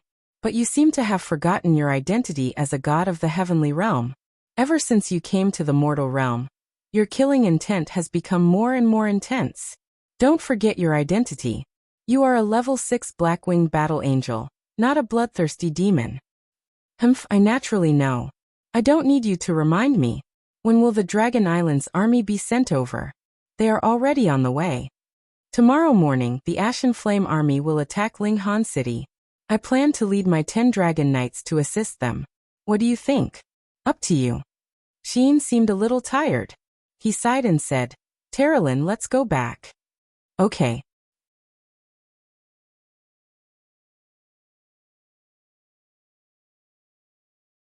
Chapter 835. Bang! The huge torch rock landed on the city wall, crushing the corpses of the soldiers, and leaving behind a trail of blood. Screams of agony could be heard as more than 10 soldiers were buried in the sea of fire. Below Linghan City, the sound of springs could be heard. The Black Market Empire's siege weapons were brutal and effective. The entire Linghan City's city wall was almost turned into a sea of fire. Bang, bang, bang. The mushroom cloud from the magic crystal cannons bloomed on the ground, but it was getting smaller and smaller. A giant dragon flew above the city, and a dragon knight's sharp sword disintegrated a heavy cannon. Protect the magic crystal cannons. Protect the magic crystal cannons. A captaincy with a face full of scars shouted. He pulled his bow and sent an arrow into the chest of an enemy below the city wall. He took a few quick steps and shouted to the people in the city. Quick, there are too many wounded soldiers on the city wall. We need people to bring them to receive treatment. Also, we need a lot of nightmare rocks and rolling logs. Elders of Linghan City, as long as we are united, we will definitely be able to protect our home. The people in the city were furious. Many young people were already shouting, We want to join the army. But a dragon's roar swept across the sky, and a long dragon flame attack engulfed the streets of the city. In an instant, the densely packed people were turned into ashes. Their limbs were twisted from the heat, and their bodies emitted a burnt smell. Ah! Captaincy was slightly stunned. He looked up at the dragon knight in the sky and roared, Be asterisk starred! Be asterisk starred! A spear pierced through his chest from behind. The dragon knight circling the edge of the city wall revealed a sinister smile. You dare to be distracted in such an intense battle? You're asking for death. Just like this, the magic crystal cannons on the city that they relied on to go against their enemies were destroyed one by one, and it was equivalent to losing their final resistance. It was utterly impossible to resist the Darkstone Empire's dragon knights by relying on ordinary swords and sabers. Not to mention the dragon knights of the Tianji Empire were flying in the sky as well. Roar! The giant dragon's head slowly twisted and spewed flames into the city's sacred palace. A group of cultivators who were moving weapons and magic crystal cannons were burned to ashes in the blink of an eye. Umph! The dragon rider on the dragon's back grunted coldly and said, Lord Gongyongjin, as members of the Heavenly Dawn Dragon Riders, why should we help this group of barbarians from the Darkstone Empire to attack the city? Our army is fighting in the northern Heavenspan province, and here we are helping our enemies? Humph, what a joke. Ramjin raised his spear and stood on the dragon's back. Don't complain. This is Battle Angel Dora's order. Don't forget what His Majesty told us. We have to listen to Lady Dora, and we have to follow her orders until the war ends. At that time, we can return to the Tianji Dragon Riders and serve His Majesty and the Marshal. Yes. How many Shattered Cauldron Realm soldiers are left in Linghan City? Less than 10,000, I think. The southern barbarians of the Blackstone Empire are really powerful. They use close to 200,000 people to besiege Linghan City. That Yao Yuan should have surrendered long ago, but he led a few tens of thousands of people to fight like a cornered beast. It's a pity that these tens of thousands of lives have been wasted. Is that so? Ramjin's eyes were cold. If Yao Yuan really surrendered like the soldiers of the other cities, then I'm starting to look down on the Shattered Cauldron Realm army. From the looks of it, they're not bad. Although they're weak, their fighting spirit is still there. Yes. Below the city, a black flag fluttered in the wind amidst the lingering smoke. The Blackstone Empire Army's main tent was set up 3 miles away from the city, just out of the range of the enemy's magic crystal cannons. In front of the tent, there was a spectator stand about 3 meters tall, and on it stood a few people dressed in general's armor. One of them was Fu Yu, the commander of the Ashen Flame Army, and also the commander of this attack on Linghan City. However, at this moment, the arrogant Fu Yu actually had a respectful expression as he stood with his hands by his side behind a middle-aged expert. The middle-aged expert wore a golden cloak. He was the Darkstone Empire's marshal, one of the Saint Martial gods that was renowned for being bloodthirsty and cruel, Bailey Qin. Commander Fu Yu, you've already lost close to 30,000 people to attack a mere Linghan City. I heard that there are only 40 to 50,000 soldiers in this city. Bailey Qin's voice was very calm, but it was filled with killing intent. Fu Yu hurriedly knelt on one knee and said, Marshal is right. I'm useless. However, the Qin Empire's magic crystal cannons are really powerful. Most of our soldiers died to the power of the magic crystal cannons. Humph. Bailey Qin laughed coldly. If it wasn't for the help of the Black Rock Dragon Cavalry, I really doubt that you could take down Linghan City. Fu Yu's face was covered in beads of sweat.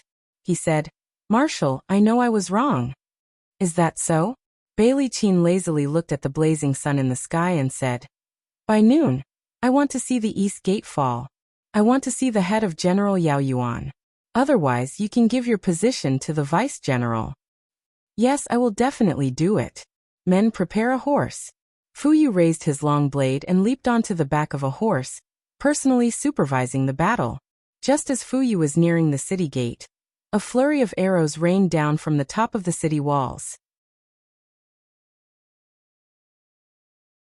Pai pai pa pa, sounds rang out as they collided with his god power astral shield, causing Fu Yu to feel a dull pain. Looking up, he saw a group of elite archers. They were the elite archers under Yao Yuan's command. The elite archers of the elite archers. They could draw their bows and use white diamond arrows. Their killing power was astonishing. It was also the elite archers that prevented the Blue Flame Army, and even the Dragon Knights from approaching the East Gate Tower. Bastard! Fu Yu roared angrily. He raised his long blade and slashed out a blazing aura. However, a general on the city wall raised his longsword. With a wong sound, the power of heaven and earth surged, and an extremely strong frost wall appeared above the city wall. With a pung sound, Fu Yu's all-out attack was actually ineffective. Heavenly Book? Fu Yu sneered. The people from the Shattered Cauldron Realm are indeed related to the Thunder Blaze sect and the Heavenly Book sect. They are actually good at inscribing heavenly books. How hateful. The vice general behind him said, Commander, that old fellow Yao Yuan is on the East Gate Tower. Cover me. I will go and chop off his head. Yes. Fu Yu raised his battle blade and flew up. His god power pulsed, and flames engulfed his body. He roared and rushed to the top of the city gate tower. However, the city gate tower was filled with the archers of the elite archers. White diamond arrows flew out and hit Fu Yu's god power astral shield. At the same time, the surroundings were filled with Zhong Yin energy. Fu Yu knew that it was disrupting his god power. Naturally, he did not want to shatter the void. Pung. Just as Fu Yu's head appeared, a magic crystal crossbow exploded. Ah! Amidst the miserable howl, this commander who had underestimated his enemy was blown to the ground. A group of soldiers holding spears rushed forward, afraid that he would be blown to death. He is still not dead. On the city gate tower, Yao Yuan was wearing a white imperial forest armor. His face was ashen as he said, "Continue like this.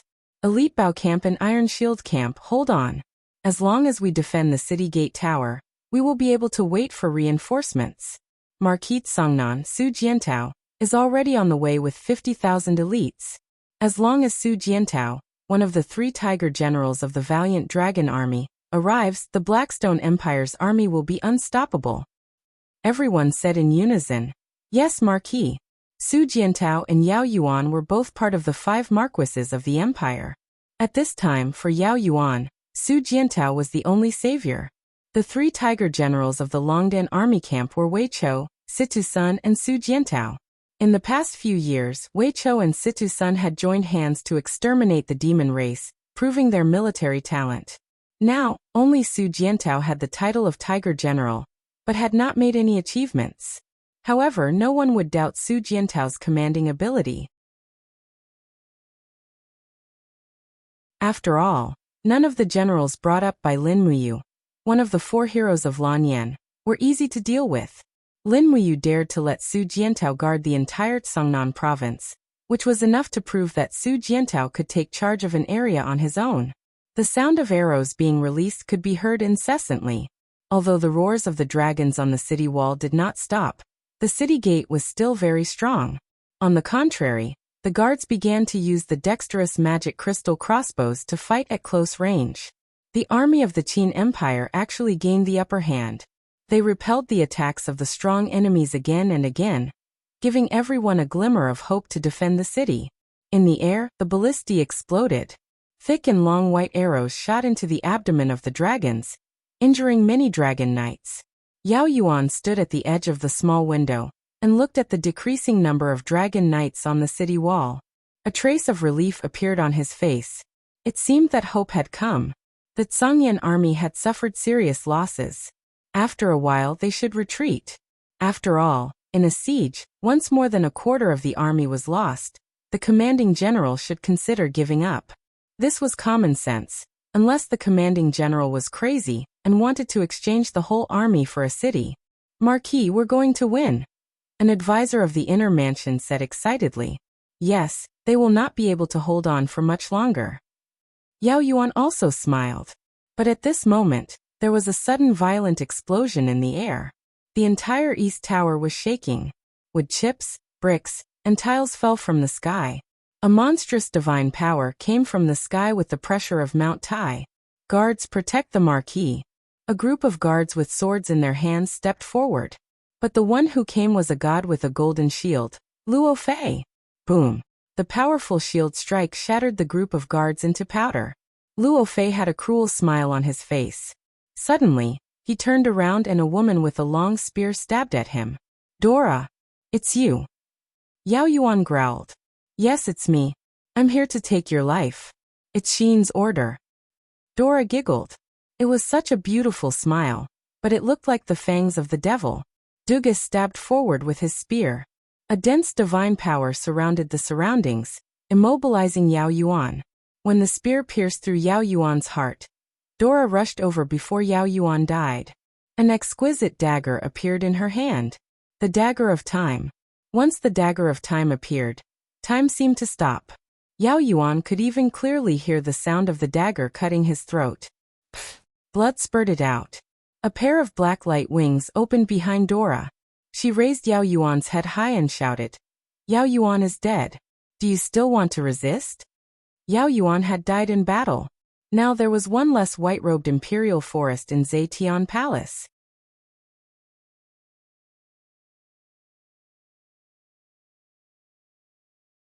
Chapter 836. Clang. Someone's spear fell to the ground, but more soldiers from the archery unit fired their arrows and roared, "Avenge the Marquis! Kill this T! You're courting death." The Deg's spear danced and a massacre unfolded.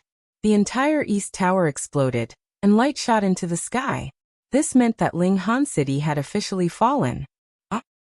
Fu Yu, who was on the ground, stared at the sky in shock. He saw Dora holding Yao Yuan's old head and smiling at him. "Lord Dora." Fu Yu immediately knelt on one knee. "Buzz."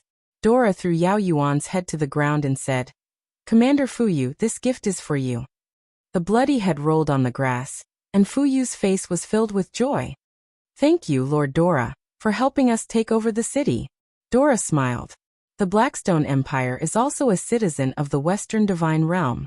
There's no need to be so polite. Yes. However, just as Dora finished speaking, a murderous aura suddenly descended from the sky, making it difficult for her to even breathe. It was a very familiar aura. Sheen was here. The cold blade was pressed against the back of Dora's neck. Sheen's voice was filled with coldness. "Why do you want to kill him?" "Why?" Dora suddenly smiled.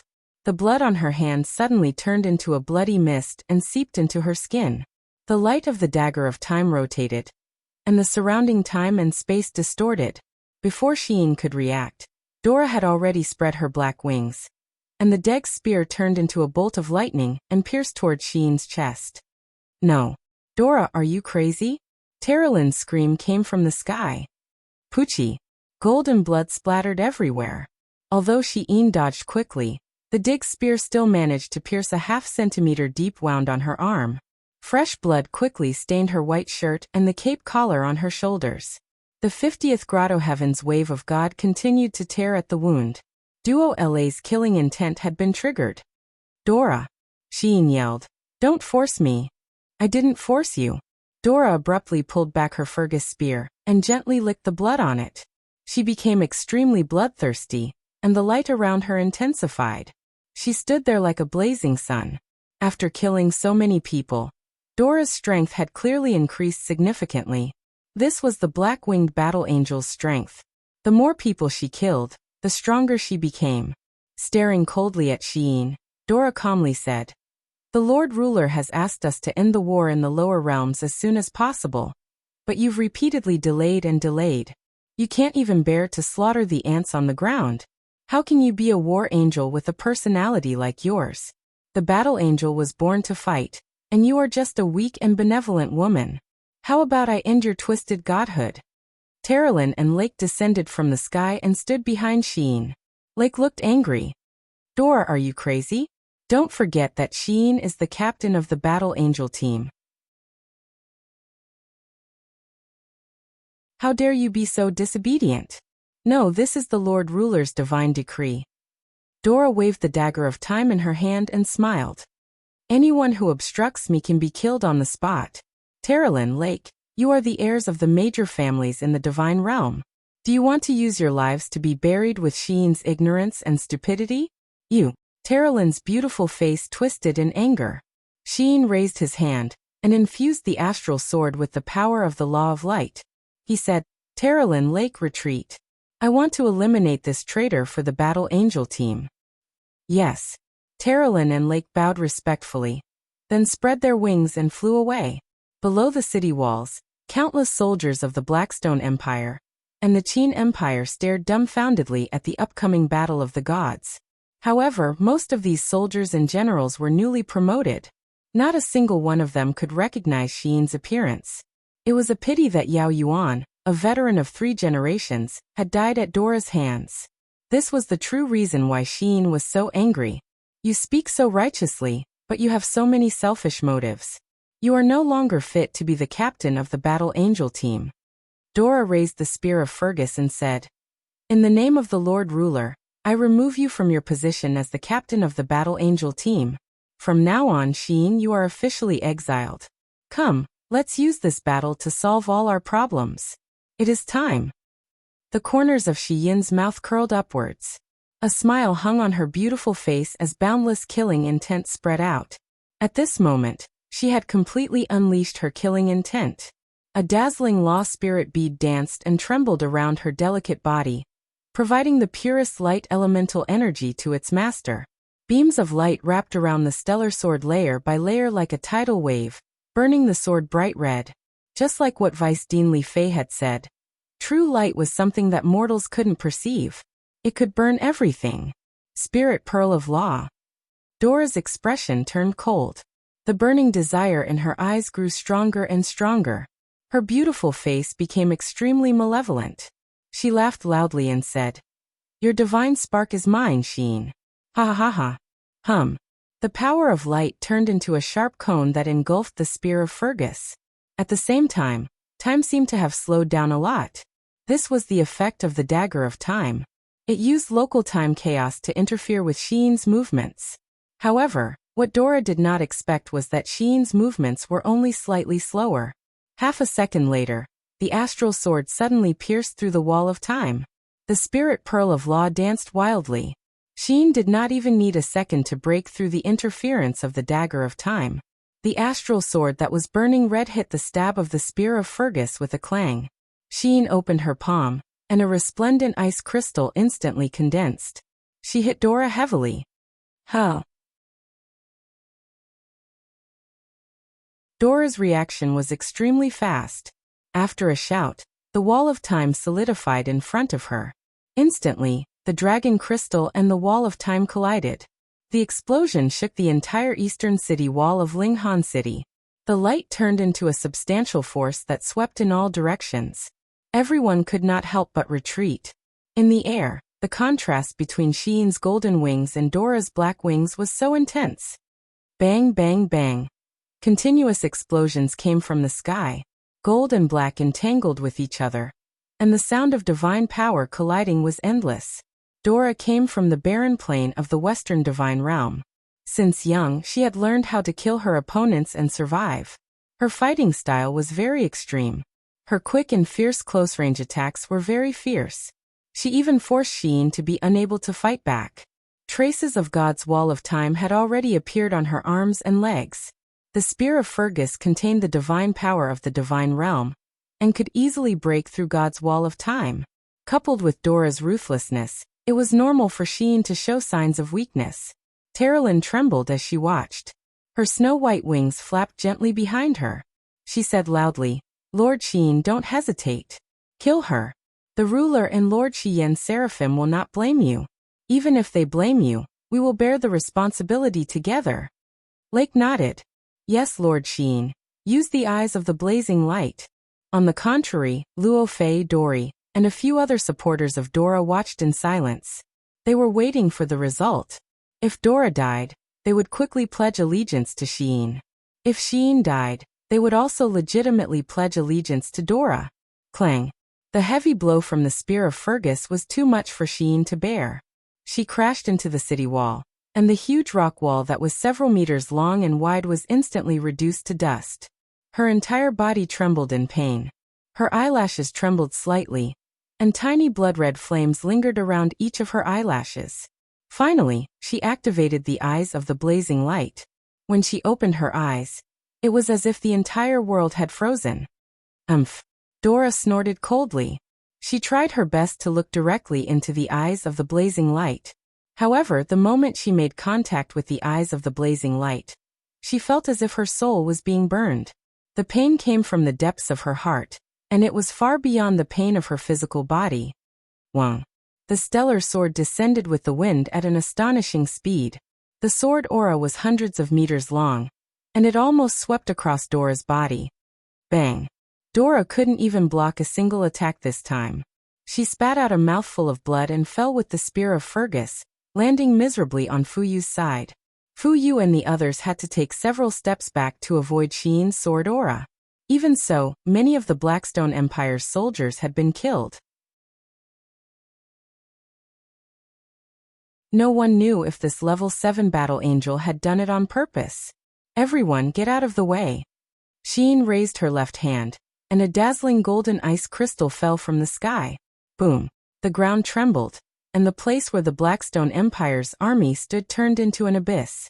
Dora stood in the air with her spear in hand. Her body was covered with wounds, and she looked battered. She smiled bitterly and said, "Is talent and bloodline really that important?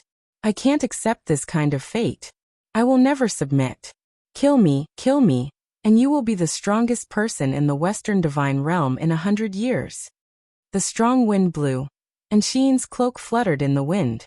She looked at Dora quietly, and suddenly disappeared.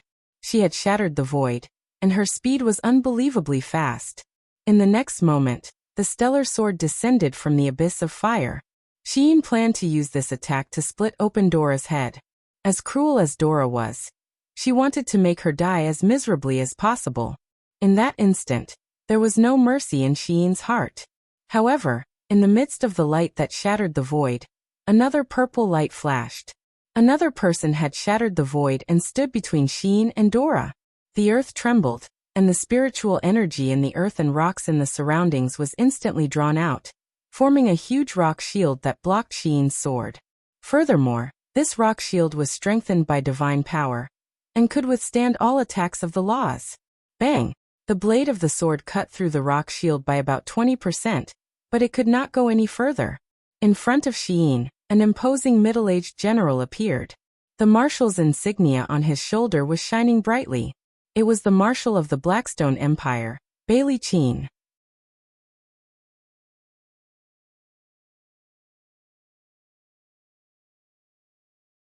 Chapter 837. Dang!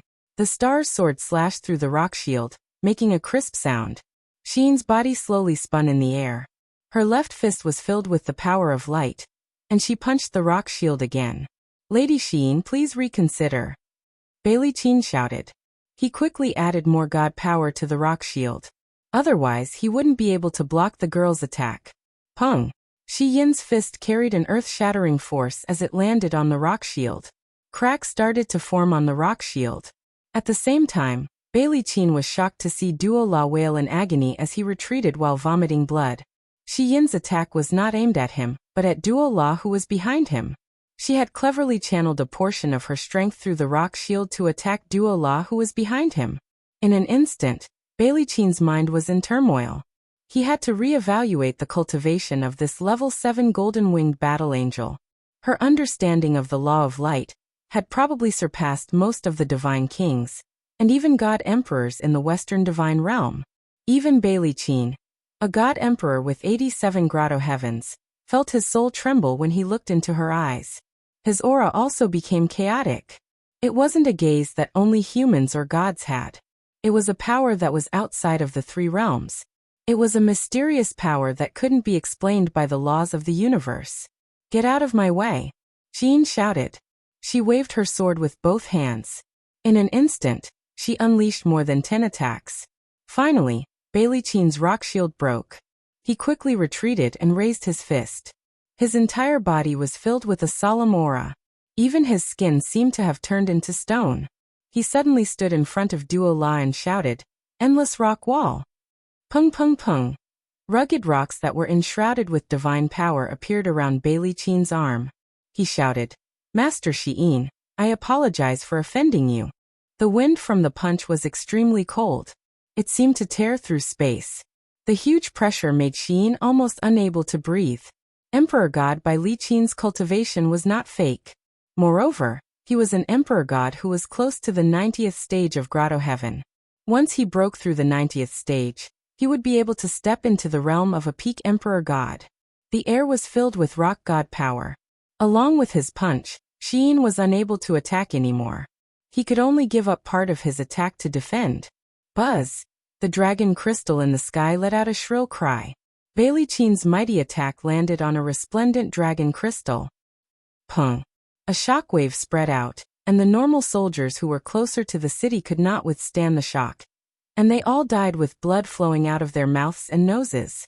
Behind them, the walls of Linghan City that were already on the verge of collapse could no longer withstand the shock, and began to crumble. The great city that the Qin Empire had spent thousands of years to build was destroyed by such a light punch. Woo-woo, Xiyin frowned slightly, and a stream of golden blood flowed out from the corner of her mouth. The difference in their realms was too great. Even though she had the eyes of blazing light, she was still injured. Bailey Qin was extremely shocked as well. He, a dignified 87th level heavenly abode emperor, was actually beaten by this gentle and beautiful young girl to the point that his bloodline was in a mess, and he almost threw up blood. If he was really injured, it would be a head-on blow to the morale of the entire Darkstone Empire, and his invincible legend as the marshal would be destroyed. Enough. Bailey Qin retracted his fist and gave a military salute to Xiyin from the Blackstone Empire. Their military salute was very unique. They clenched their right fist in front of their chest, and the fist was placed at their left ear. It seemed bold and unrestrained. Lord Xiyin, Dora is also a battle angel. She is one of the gods sent by the celestial realm. Please calm down, Lord Xiyin, and let Dora go this time. Can I, Bailey Qin, ask for a favor on behalf of Lord Dora?